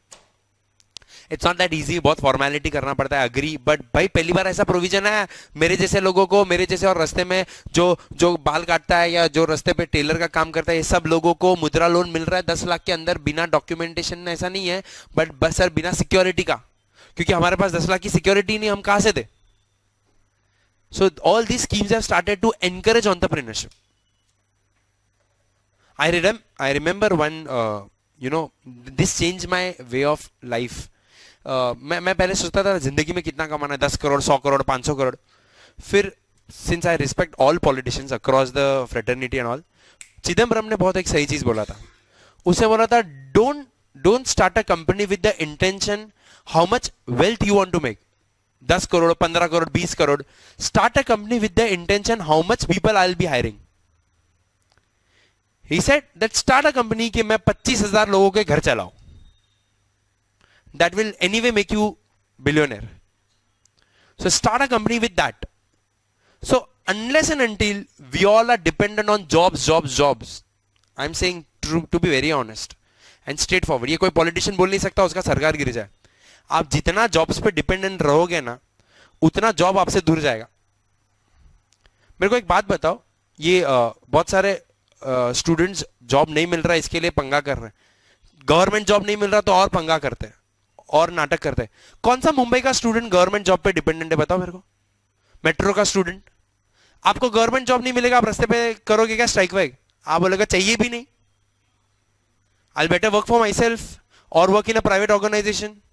You are not dependent on a reservation और a job by public companies. Why? Have you ever realized? Why when people say that government is not providing job and you yourself don't want a job from government? Isn't that an irony?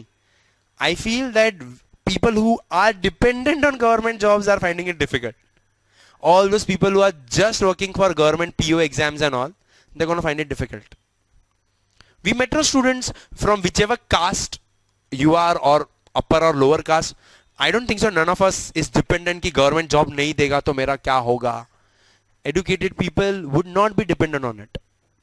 You'll find out some means. When you live in a city like Mumbai, you are educated or not, you'll find a means to survive. And you have to. That's what life is. My life is not going to be dependent on government. And in this generation of automation, how is government going to give more jobs when they are already planning to reduce many?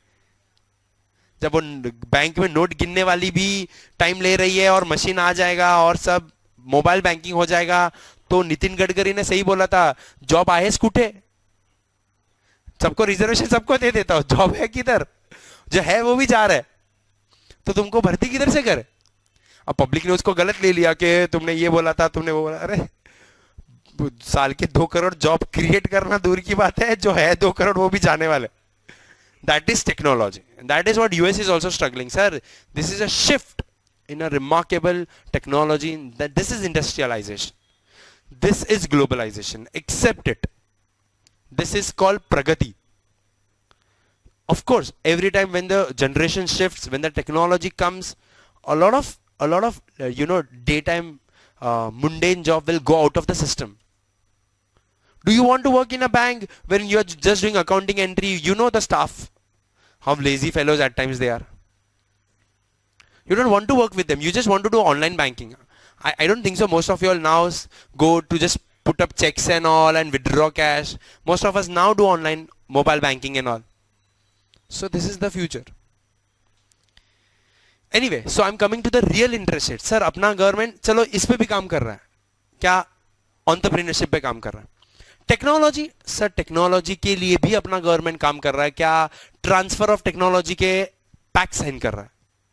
क्या है transfer of technology? कि हम लोग तुम्हारे पास से सिर्फ plane नहीं लेंगे, बट प्लेन के साथ तुम्हारा टेक्नोलॉजी भी हमको शेयर करो, जिसकी वजह से कीमत बढ़ जाता है, डील अटक जाता है. सिर्फ plane I remember one of my friend, his dad used to work in navy. उसने बोला था पहले अपने पास जो सबमरीन आते थे ना, सबमरीन सब रशिया से आते थे. So I've been to one place in Russia called St. Petersburg. It's very Moscow के भी बहुत ऊपर है. So पहले क्या होता था, आप सुन के हंसोगे कि अपना इधर जो सबमरीन है ना, उसमें एक भी लाइट फिटिंग या कुछ खराब हो गया ना, नट बोल्ट, वो लोग इतना कॉम्प्लिकेटेड बनाते थे कि तुम रिपेयर ही ना कर पाओ. And as per the contract you had to, मतलब आप गाड़ी सर्विसिंग में देते हो ना, बराबर आपको सबमरीन लेके जाना पड़े सर्विसिंग के लिए सेंट पीटर्सबर्ग रशिया तक, and they will operate and they will give. Why? Because the pact was sign की टेक्नोलॉजी तुमको नहीं देंगे, पार्ट्स वार्ट्स हमारे पास से लेने का. Of course Russia is a very good friend, but no friends with benefits. Okay, so you buy from them, they are friends, and you मतलब 15-15, 20-20, 50 साल के एएमसी कॉन्ट्रैक्ट रहते हैं जहां पे सब उनके पास से ही अपने को भेजना पड़े. We are heavily dependent on them. Under the new laws which the transfer of technology का अपन अभी जो डील कर रहे हैं, पहली बात तो गवर्नमेंट टू गवर्नमेंट डील हो रहा है. अभी पहले मिडिल मैन थ्रू डील होता था, वो बंद हो गया. डिफेंस में अभी इंडिया में बहुत सारे लोगों को डिफेंस के बारे में कम चीजें पता है. सो अभी ये as per the new deal, all material which comes to India also has to come with the transfer of technology agreement. सो उसका मेंटेनेंस सब इधर से इंडियन कंपनीज करेगी. अब इंडियन कंपनीज के पास से तुमको नहीं कराना तो जॉइंट वेंचर करो इंडियन कंपनी के पास. उसका मेंटेनेंस अब इधर होगा, इधर से कुछ वापस नहीं जाएगा. This is the new terms. Of course they will charge premium, क्योंकि उनके पत्ते खुल जाएंगे ना यार. उन्होंने इतना ट्रेडमार्क पेटेंट कराया रहेगा अपना प्लेन वेन का, वो सब खुल जाएगा. करना है तो करो, नहीं करना है तो मत करो. हम $100 बिलियन का बजट लेके बैठे 2008 के अटैक के बाद, 26/11 के अटैक के बाद. $100 बिलियन का बजट है. इतना बड़ा टेंडर निकाला है गवर्नमेंट ने कि $20 बिलियन का एक एक कॉन्ट्रैक्ट है. वो फॉरेन कंपनीज मर रही है इंडिया का कॉन्ट्रैक्ट लेने के लिए, इंडिया का कॉन्ट्रैक्ट लेने के लिए. और बहुत सारी कंपनीज है जिनकी हालत टाइट हो गई थी जब ये $20 बिलियन का कॉन्ट्रैक्ट चलेगा फ्रांस को, तो उनको तो बहुत बुरा लगा. और वो कोशिश करेंगे ऑफ कोर्स कि ये डील कैंसिल हो. और फिर रोज ऐड आएगा बोइंग बोइंग बोइंग, क्योंकि बोइंग बोल रहा है तुम्हारा डील कैंसिल हो तो हमारे प्लेन्स तैयार है. बोइंग है. और दूसरा यूएस का सबसे बड़ा डिफेंस कंपनी है लॉकहेड मार्टिन, जिसका सबसे बेस्ट प्लेन है F-16 F-35 फाइटर जेट्स, जो पाकिस्तान के पास है और अपने को नहीं लेना वो प्लेन. इसके लिए अपन उन लोग को ना बोलते, क्योंकि यूएस कंपनी का भरोसा नहीं, जो अपने को बेच रहा है पाकिस्तान को भी बेचता है, ताकि we have to take a new version. This is what they do. Okay, so we decided we don't want to buy from them. So when we buy from France, we of course make a deal. You will not sell to India, Pakistan. Now they are like कि हमारे लिए तो सब customers है, so pay us premium. Hence we pay premium. अब ये सब चीज ना पूरी दुनिया को भर को नहीं बताया जा सकता, ऐसा है. बट इसमें सरकारें बदल जाती है. Anyway, so I'm just trying to say, मैंने आपको factors of production बताया, land, labor, capital, technology, everyone. ये सब फैक्टर्स ऑफ प्रोडक्शन पे कोई भी सरकार है वो काम करती है कि ये इनको चेंज कर दो तो रातों रात प्रोडक्टिविटी बढ़ जाए. अभी सर इनको करके भी अपने इंपोर्ट्स कम ना हो, तो ये सब मेहनत करके भी इंपोर्ट्स कम ना हो, आपको मोबाइल फोन बाहर से लाना ही पड़े तो सुनना मैं क्या बोलूंगा कि यार ये MI Xiaomi जो कंपनी है, या ये OnePlus है, या ये एप्पल, ये इन लोग से प्रोडक्ट बाहर से मंगाना ही पड़ेगा, इंपोर्ट करना ही पड़ेगा कुछ एक प्रोडक्ट्स. अब प्रॉब्लम क्या है, वो कंपनी इंपोर्ट करे, उनसे इंपोर्ट करे, प्रॉब्लम ये है कि फॉरेन करेंसी आउटफ्लो हो जाएगा, डॉलर चुकाना पड़ेगा उनको. Right right everyone. अब मैं उनको ये तो नहीं बोल सकता कि तुम प्रोडक्ट ही मत लो, इंडियन वाले प्रोडक्ट तो लेने ही वाले. तो मैं उनको बोलूंगा एक काम करो, तुम्हारा प्रोडक्ट तो बेचना ही पड़ेगा, आओ इंडिया में आके बनाओ. Make in India, not made in India, make in India. उससे क्या होगा, प्रोडक्ट तो अभी भी एप्पल का और Xiaomi का ही बिकेगा, फॉरेन करेंसी आउटफ्लो कम हो जाएगा. Getting all those points, why government policies come with sync of economy, why make in India and not made in India. Okay, you can sell products in India, but make in India and sell. So my currency outflow at least is restricted to a good extent. Of course you will take away the profits, but not the entire revenue. My currency outflow is less, मेरा import burden कम हो जाए. समझ रहे हो क्या सब concept का मतलब है. नॉन ऐसा करोगे तो रियल इकोनॉमिक ग्रोथ होगा, तो जीडीपी का ग्रोथ हो, ऐसा है. राइट, आ जाओ पब्लिक फिशर इफेक्ट में. रियल इंटरेस्ट रेट क्या बोलता है? Real interest rate, real interest rate is determined by the productivity. Now everyone understands productivity, everyone understands productivity, right, in the economy, and the risk commensurated by the risk of the borrower. Sir आप किसी को पैसा देते हो, everyone everyone everyone, सब sir आप मेरे को 1000 रुपए उधार दोगे, एवरीवन यहाँ पे 1000 रुपए दे दोगे, दे देना चुपचाप. तूने तो हाँ बोला ही नहीं ना, नहीं नहीं मेरे को पता है. अगर मैं लाख रुपए बोलूं तो दे दोगे? ये तो फिदा हो क्या मेरे पे, चलो ये दे देगा. सब नहीं दे रहे, क्यों? आप मेरे पोटेंशियल ऑफ अर्निंग पे डाउट कर रहे हो, मेरी क्रेडिबिलिटी पे डाउट कर रहे हो शायद. सर जब आप किसी को भी पैसा देते हो, हाँ अभी आप बोलोगे सर पैसा ही नहीं है मेरे पास में कैसे दूं. हाँ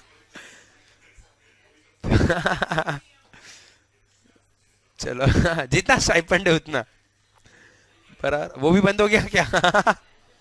वो भी बंद हो गया, तुम्हारा कुछ नहीं हो सकता, जाओ. तुमको उधार चाहिए तो बोलना, लेकिन मैं तुमको उधार दूंगा, तुम अच्छे इंसान हो इसके लिए नहीं, तुम्हारा एबिलिटी क्या है उसके ऊपर.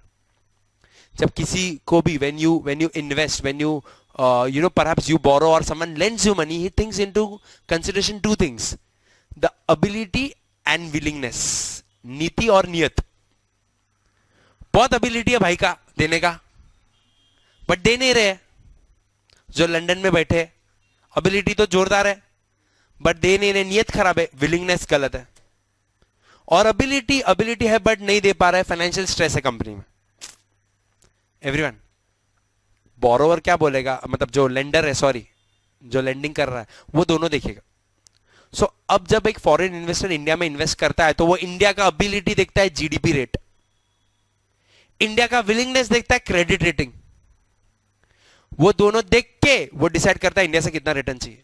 समझ रहे हो क्या एवरीवन? प्लस उसके साथ उसको इन्फ्लेशन का भी एडजस्टमेंट चाहिए। ये दोनों मिलके उसको नॉमिनल रेट इंडिया से चाहिए, समझो कुछ तो भी परसेंटेज। फॉर एग्जांपल वो बोलता है कि इंडिया का जीडीपी, सुनना अच्छे से, आपको थोड़ा एफआईआई का पर्सपेक्टिव समझे। इंडिया का जीडीपी 7.4% से ग्रो करेगा, प्लस वो बोलता है इंडिया का क्रेडिट रेटिंग BB- है, उनको BB- वालों को 2% प्रीमियम लगता है, तो क्या बोलेगा +2%, मतलब मेरे को 9.4% चाहिए इंडिया से रियल रेट।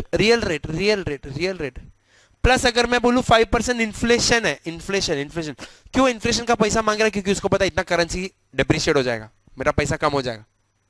सो सर कितना हो गया? ये रियल रेट हो गया, ये इन्फ्लेशन हो गया, ऐसा दोनों मिलके उसको नॉमिनल रेट चाहिए कितना सर? 13.4 ना, 14.2। उसको इतना रिटर्न अगर इंडिया से आएगा ना तो वो एट पार है इंडिया में इन्वेस्टमेंट्स पे। That will be his cost of capital. Everyone getting that? So क्या लिखा है मैंने? Real rate is determined by the productivity, that is GDP, and the risk of the borrower, that is credit rating. Inflation premium is the factor sufficient to compensate the investor for an expected loss in purchasing power. When we lend money to someone, we consider the productivity, that is the ability and willingness दोनों of the borrower to pay back. This is called, sir, क्या इसको क्या बोलते हैं अपन? Risk premium. And together with inflation दोनों मिलके क्या बनता है sir? Nominal interest rate. Everyone, right. The central banks around the world try to maintain interest rates by placing a target of real interest rate at 0. मेरी बात अच्छे से सुना, ये आपके रेफरेंस के लिए। मतलब आरबीआई क्या कोशिश करेगी पता है? सुनना मेरी बात, आरबीआई क्या कोशिश करेगी कि रियल रेट एटलीस्ट कितना हो? 0 इंडिया में। मतलब सुनना, अगर आज इंडिया में बैंक एफडी रेट 60% है और इन्फ्लेशन 8% है, तो आरबीआई को रियल रेट 0 करने के लिए इंटरेस्ट रेट 1% बढ़ाना पड़ेगा, वरना लोगों का पैसा टूट रहा है। समझे क्या? तो अभी आपको पता चलेगा इंटरेस्ट रेट क्यों बढ़ा है, ताकि लोगों को रियल रेट 0 से नीचे तो ना है। अब रियल रेट पॉजिटिव आने के लिए उनका इंटरेस्ट रेट और बढ़ाना चाहिए, but that is gonna hamper the economy. So it's a dilemma for RBI. So they at least try to maintain a target real rate of कितना बोला मैंने? 0%. समझा क्या? Everyone. So Fisher effect ने क्या बोला? Eventually Fisher effect ने बोला that over a longer period of time the real rates across the economies are equalized. Long run में क्या होना चाहिए? दो कंट्री का रियल रेट सेम होना चाहिए, और देयरफॉर दोनों कंट्री के इंटरेस्ट रेट में जो डिफरेंस है वो क्या होना चाहिए sir? Conclude that it should follow that nominal interest rate difference between the two economies should be equal to क्या sir? Inflation difference between those two economies. दिख रहा है? दो कंट्री के नॉमिनल इंटरेस्ट रेट में जो डिफरेंस है वो किसकी वजह से है? इन्फ्लेशन की वजह से है। समझा पब्लिक? वही होना चाहिए लॉन्ग रन में। शॉर्ट टर्म में फ्रिक्शन हो सकता है और आर्बिट्रेज हो सकता है, लॉन्ग रन में नहीं। ठीक है, चलो एवरीवन कम टू, और मेरे साथ में आप सॉल्व करोगे अभी question number 26। Everyone, question number 26 is a classic proof of what Fisher was trying to mention. Very important some.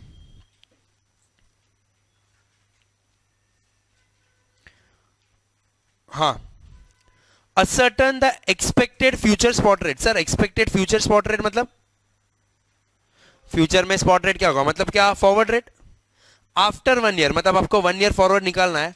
For Australia dollars in UK given that the following, क्या inflation in Australia दिया हुआ है, मैं लिख लेता हूं, मेरे साथ में आप भी लिख लेना वहां पे। इन्फ्लेशन दिया हुआ है उन्होंने किसका? ऑस्ट्रेलिया का, और कितना दिया हुआ है? 3%। साथ में उन्होंने बोला current spot rate 1 pound equals to Australia dollar 2, तो उन्होंने स्पॉट रेट दिया हुआ है 1 पाउंड का Australian dollar 2. Risk free rate in UK is 9 और Australia is 7%. Sir risk free rate in UK और ऑस्ट्रेलिया दिया हुआ है, कितना यूके में? यूके में रिपीट इज 9 और ऑस्ट्रेलिया में 7. पूरे क्लास का इम्तिहान है रिस्क फ्री रेट म्हणजे काय, मतलब क्या? Nominal rate. क्या रिस्क फ्री मतलब? Nominal rate. देखना आपने हाईलाइट किया हुआ वहां पे एवरीवन. पब्लिक अपने को नॉमिनल रेट दिया है, अपने को इन्फ्लेशन दिया है. पूरे क्वेश्चन में जैसा इन्फ्लेशन आए वैसे ही मेरे दिमाग में आना चाहिए क्या यूज करना है? पीपीपी. एवरीवन सो सुनना अभी आप लिखना मत, उसके पहले जरा सुनना. यहां पे मेरे को करना है as per purchasing power parity 1 year forward निकालना है, which is spot into 1 plus दोनों कंट्री का इन्फ्लेशन. एवरीवन किसका? Variable upon base. Everyone so जरा मेरे को बताना बेस कर स्पॉट रेट क्या है sir? Spot rate Australian dollar 2 into 1 plus inflation of किसका? वेरिएबल कौन है सर? ऑस्ट्रेलिया. उसका इन्फ्लेशन है अपने पास कितना है सर? इन्फ्लेशन दिया हुआ है 3%, तो आई राइट 0.03. लेकिन क्या आपके पास जो बेस करेंसी है यूके, उसका इन्फ्लेशन है क्या पब्लिक? उसका इन्फ्लेशन नहीं है मेरे पास. सो अभी उसका इन्फ्लेशन मैं कैसे निकालूं? उसके लिए मेरे पास क्या होना चाहिए? उसका नॉमिनल रेट और उसका रियल रेट. किसका? यूके का. पब्लिक यूके का नॉमिनल और रियल रेट रहता तो मैं इन्फ्लेशन निकाल देता. अब मेरी बात अच्छे से सुनना, जो मैंने यहां पे किया है आपको बता रहा हूं. हम लोग है ना एरिथमेटिकली मीन अगर निकाले तो सिंपल इंटरेस्ट रेट 10 प्लस अगर मैं 2 करूं तो 12% होता है एरिथमेटिकली. लेकिन हम लोग क्या करते हैं? इंटरेस्ट रेट कंपाउंड करते हैं मतलब फैक्टर में लिखते हैं. तो 1.1 इंटू 1.02 करूं तो 12% से ज्यादा हो जाता. So instead of doing arithmetic we in reality do geometric. मतलब ज्योमेट्रिक में क्या? 1 plus nominal equals to 1 plus real into 1 plus inflation हो जाए. Geometric mean. I repeat, arithmetically में क्या बोलता? सुनो मेरी बात अच्छे से. एरिथमेटिकली अगर मैं बोलता कि नॉमिनल रेट और is equal to real rate plus inflation, मतलब समझो रियल रेट है 10% और इन्फ्लेशन 2% है, तो मैं क्या बोलता? नॉमिनल रेट कितना? 12%. लेकिन अपन कंपाउंड करते तो कंपाउंड में कैसे लिखते हैं? 1.10 इंटू 1.02. करो जरा कैलसी में. 1.10 इंटू 1.02 माइनस 1 इंटू 100. ये 12 से ज्यादा हो जाएगा. कितना? 12.2 हो जाएगा. ये क्या किया मैंने sir? 1 plus real into 1 plus inflation equals to 1 plus nominal हो जाता है. ज्योमेट्रिक में 1 उधर जाएगा तो -1 हो जाता है. समझे क्या? तो एप्लीकेशन ज्योमेट्रिक करने का कंसेप्ट समझने के लिए एरिथमेटिक भले करो. सो इसकी वजह से मैं क्या करूंगा? अब मेरे को निकालने का है सर. क्या निकालने का था मेरे को? इन्फ्लेशन. किसका इन्फ्लेशन याद आ रहा है कि आपको? किसका इन्फ्लेशन? एज पर मैं लिखूंगा फिशर इफेक्ट. मेरे को पता है 1 plus nominal rate equals to 1 plus real into 1 plus inflation. किसके लिए निकाल रहा हूं मैं? किसका इन्फ्लेशन चाहिए सर मेरे को? किसका इन्फ्लेशन चाहिए? यूके. तो मैं लिख देता हूं ये सब यूके का इन्फ्लेशन की बात करो. यूके. तो सर जरा नोटिस करो, क्या यूके का आपके पास रियल रेट है? यूके का आपके पास नॉमिनल रेट है? यस, 9% है. तो मैं यहां पे लिख देता हूं 1.09 डिवाइडेड बाय उसका मेरे को रियल रेट मिल जाता. 1 प्लस रियल रेट है क्या मेरे पास? 1 प्लस रियल रेट नहीं है मेरे पास. 1 प्लस रियल रेट वो मिल जाता तो मैं उसका इन्फ्लेशन फैक्टर निकाल लेता. सर अभी वो है नहीं तो क्या करूं? वो है नहीं तो क्या करूं सर? फिशर ने जो बताया है उसको सुनूं और समझूं और करूं. फिशर ने क्या बोला? 2 कंट्री का एक चीज सेम होना चाहिए, रियल रेट्स. सो ऑस्ट्रेलिया का देखो आपके पास इन्फ्लेशन भी है और नॉमिनल रेट भी है, तो ऑस्ट्रेलिया का रियल रेट मिल जाएगा मेरे को पब्लिक. एवरीवन सो मैं यही चीज अगर रिपीट करूं एज पर फिशर इफेक्ट अभी ऑस्ट्रेलिया के लिए करूं तो ऑस्ट्रेलिया का भी I write the same equation. 1 plus nominal equals to 1 plus real into 1 plus inflation. Everyone क्या है ऑस्ट्रेलिया का नॉमिनल रेट अपने पास सर? ऑस्ट्रेलिया का नॉमिनल रेट 7%, और ऑस्ट्रेलिया का अपने पास इन्फ्लेशन दिया हुआ है, कितना दिया सर? इन्फ्लेशन 3%। तो 1.03 करूंगा तो आई गेट क्या? -1 करूंगा उसमें भी तो आई गेट क्या? रियल रेट ऑफ सर मेरे को मिलेगा किसका? ऑस्ट्रेलिया का। जरा बताओ मेरे को कितना आएगा? आपको आएगा 3.88%। सर ये रियल रेट जो है ऑस्ट्रेलिया का, can I also say, Fisher ने क्या बोला? Real rate of Australia should be real rate of UK which is going to be 3.88% everyone, right? ये रियल रेट को अगर मैं यहां पर रिप्लेस कर दूं सर तो मेरे को क्या मिल जाएगा सर? मेरे को इधर से मिल जाएगा क्या? इन्फ्लेशन ऑफ जिसका मैं ढूंढ रहा हूं, किसका? यूके का। तो सर जरा इसको रिप्लेस करो इधर अभी और कैलसी में निकालो 1.0388, सॉरी 0.0388 करोगे, -1 करोगे तो इन्फ्लेशन आएगा। कितना आएगा इन्फ्लेशन? 4.93%। और उसको अगर मैं अभी रिप्लेस कर दूं इधर 1.03 अपॉन, मैं यहाँ पे लिख दूं 4.93%, 0.0493, I should get the rate of what I want. क्या? Forward rate. 4 डेसिमल में बताना। 1.9632। अभी इसका एग्जैक्ट आंसर निकालना ना, एग्जैक्ट। तो मेमोरी क्लियर करो जरा, फिर मैं आपको मैजिक बताता हूं कुछ। हाँ सर, कैल्सी में ना 1.07 डिवाइडेड बाय 1.03, उसको वैसे ही रखो तो 1.03888 ऐसा कुछ आया रहेगा ना, उसको वैसे ही रखो। सर यहाँ पे नोटिस करो क्या करना है? 1.09 डिवाइडेड बाय ये करना है, समझ रहे हो क्या? इसको डिवाइड इक्वल टू करो इंटू 1.09, तो आपको आया रहेगा 1.0493। समझे क्या? इसको सर डिवाइड इक्वल टू करो क्योंकि डिनोमिनेटर में ना, इंटू 1.03 इंटू 2 और इक्वल टू क्या है? 4 डेसिमल में बोलो 1.9633। इसको एम प्लस में डाल दो। किए? इतना मेहनत किया आप सर। अब अगर मैं बोलूं as per IRP, what is as per IRP? Forward rate equals to spot into 1 plus interest rates of both the currencies. कौन? वेरिएबल और base? Variable and base everyone. Sir आपके पास जरा नोटिस करो वहां पे स्पॉट रेट क्या था? Australian dollar 2 into 1 plus interest rate of variable Australian dollar 2, pound का रेट था ऑस्ट्रेलियन 7/09, 1.07 अपॉन 1.09 करो, आपको एग्जैक्ट आएगा 1.963333, और आपको चेक करना है वो एग्जैक्ट सेम है कि नहीं। तो आपको वो जो आंसर आया आपका आया ये 1.0, उसको m माइनस में डाल दो और MRC करो 000। सर ये मैंने कैसे निकाला? As per IRP.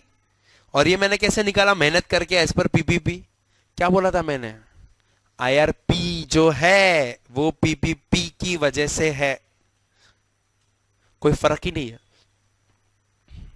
जो पीपीपी में क्या बता रहा है? पीपीपी दो कंट्री के बीच में, आईआरपी क्या बताया? दो कंट्री के बीच में जो इंटरेस्ट रेट डिफरेंस है वो करेंसी में एडजस्ट होना चाहिए। वो इंटरेस्ट रेट डिफरेंस क्यों है? क्योंकि वही दोनों का इन्फ्लेशन डिफरेंस है। सर ये सम आप मेरे को पूछ सकते हो, सर डायरेक्ट मैं एग्जाम में ये कर सकता हूं? सर वो सम एग्जाम में ये करके आने की बात नहीं है। They wanted you to prove the Fisher effect. अगर इतना मेहनत रहता, मतलब मैं ये सब कराता ही नहीं। ये क्या, ये सम से मैं या इंस्टीट्यूट आपको क्या करवाना चाह रहा है? फिशर इफेक्ट प्रूव करवाना चाह रहा है कि जो आईआरपी से आता है वही पीपीपी से आने वाला है। क्यों? विद अजम्पशन क्या? कंट्री का real rate should match. Sir match होगा इन रियलिटी? होना ही चाहिए, वरना आर्बिट्रेज करते रहेंगे लोग फॉरएवर, और फॉरएवर तो आर्बिट्रेज नहीं पॉसिबल। शॉर्ट टर्म के लिए फ्रिक्शन हो सकता है एवरीवन, राइट? समझा क्या? करोगे क्या एंड टू एंड सम? सुनना पहले फॉरवर्ड अच्छे से सुनना। पहले आप 2 पार्ट में करना, एज पर पीपीपी और एज पर आईआरपी, दोनों अपने रेफरेंस के लिए। आप ना डायरेक्ट पीपीपी अप्लाई नहीं कर पाओगे क्योंकि आपके पास क्या नहीं है सर? इन्फ्लेशन ऑफ यूके नहीं है। तो उसके लिए नॉमिनल और रियल चाहिए एवरीवन।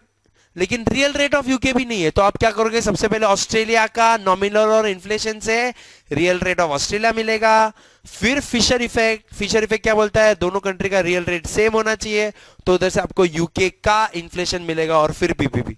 तो मैंने जो सम में करा है, पहले मेरे को ये करना पड़ेगा, दोनों का रियल रेट निकालना पड़ेगा, फिर उधर से क्या मिलेगा मेरे को, इन्फ्लेशन ऑफ यूके और फिर पीपीपी, और वही चीज as per IRP exact match होता है। समझा? अ वेरी गुड एग्जांपल।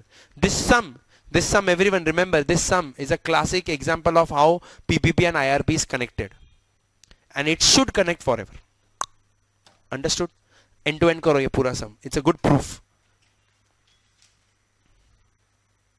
सम के नीचे ना, अब बाय द टाइम आप सम करो, सिर्फ सम के नीचे मैंने एक्सप्लेनेशन लिखा है, from the above we observe that the outcome of currency same when considered with PPP और IRP. This is because that the forward rates are determined किस पे, on the basis of interest rate difference between the two currencies or two economies as stated by IRP, और आगे क्या, interest rate difference itself is because of inflation difference between the two economies as stated by Fisher effect. Sir मैं बहुत ज्यादा exaggerate करूंगा अगर आपको ऐसा लगेगा, बट आप पहले दिन के फैक्टर्स देखो, करेंसी को इंपैक्ट करने वाले फैक्टर्स पे जाओ, factors affecting currency, factors affecting currency मिला, आपने इंटरेस्ट रेट और इन्फ्लेशन हायर किया, उसमें इंटरेस्ट रेट डिफरेंस भी किसकी वजह से, इन्फ्लेशन की वजह से, और बाकी के फैक्टर्स क्या है जरा देखो, जीडीपी, ट्रेड बैलेंस और exchange rate policy, political factors, अभी आपको सब समझा रहेगा ये सब क्यों, that all because of your government policies, flexible exchange rate system है, फिक्स्ड है, आपका इन्फ्लेशन कम है ज्यादा है, everything is depending on how you manage your inflation. Inflation is the real dawn, I should say, behind the changes in currency. इसीलिए जब भी market में इंटरेस्ट रेट की बात आती है लोग इन्फ्लेशन पे फोकस करते हैं, और जब भी इंडिया में इन्फ्लेशन की बात आती है तो लोग फोकस करते हैं क्रूड का प्राइसेस का क्या होगा इंटरनेशनली. और इसीलिए India which is worried about inflation maintains good relation with all the gulf partners, because crude is a very dangerous thing for us. और दूसरा, कोई भी सरकार हो वो गल्फ नेशन के साथ अच्छा दोस्ती करेगी ही करेगी, और फार्मर के साथ अच्छा दोस्ती करना ही पड़ेगा, क्योंकि वो दोनों कारण ही है इन्फ्लेशन के. अंडरस्टूड? ऐसा है, ठीक है. ट्राई दिस सम, चलो.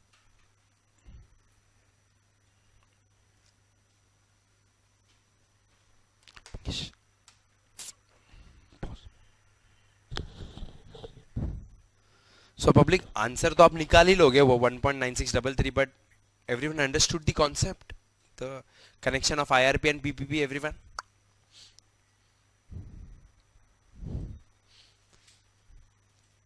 This is perhaps the end of your section 1 and the most time consuming section. this यहाँ पे सबसे ज्यादा टाइम जाता है क्योंकि ये फाउंडेशन आप बना रहे थे. अगर आप जो पहले दिन मैंने इंडेक्स बताया था अभी आप देखोगे तो रिलेटिवली इंडेक्स में भी देखोगे तो सबसे ज्यादा टाइम इसी सेक्शन में जाता है. So once you spend all this things, मतलब इस सब पे अपन टाइम डाले, जो आपने किया अभी छोटा मोटा चीज, appreciation, premium, discount, cross currency, बेड़ा, स्प्रेड, ये सब अभी हेजिंग करना है अपने को. मेजरली अभी पूरा अपना सेक्शन आगे का हेजिंग है. और वहां पे स्टूडेंट जो अटकता था ना छोटी मोटी चीज पे, रेट निकालने पे, और वो ये सब है. बट सर ऐसा नहीं है कि ये सब बेसिक से और इसके सम नहीं आते हैं.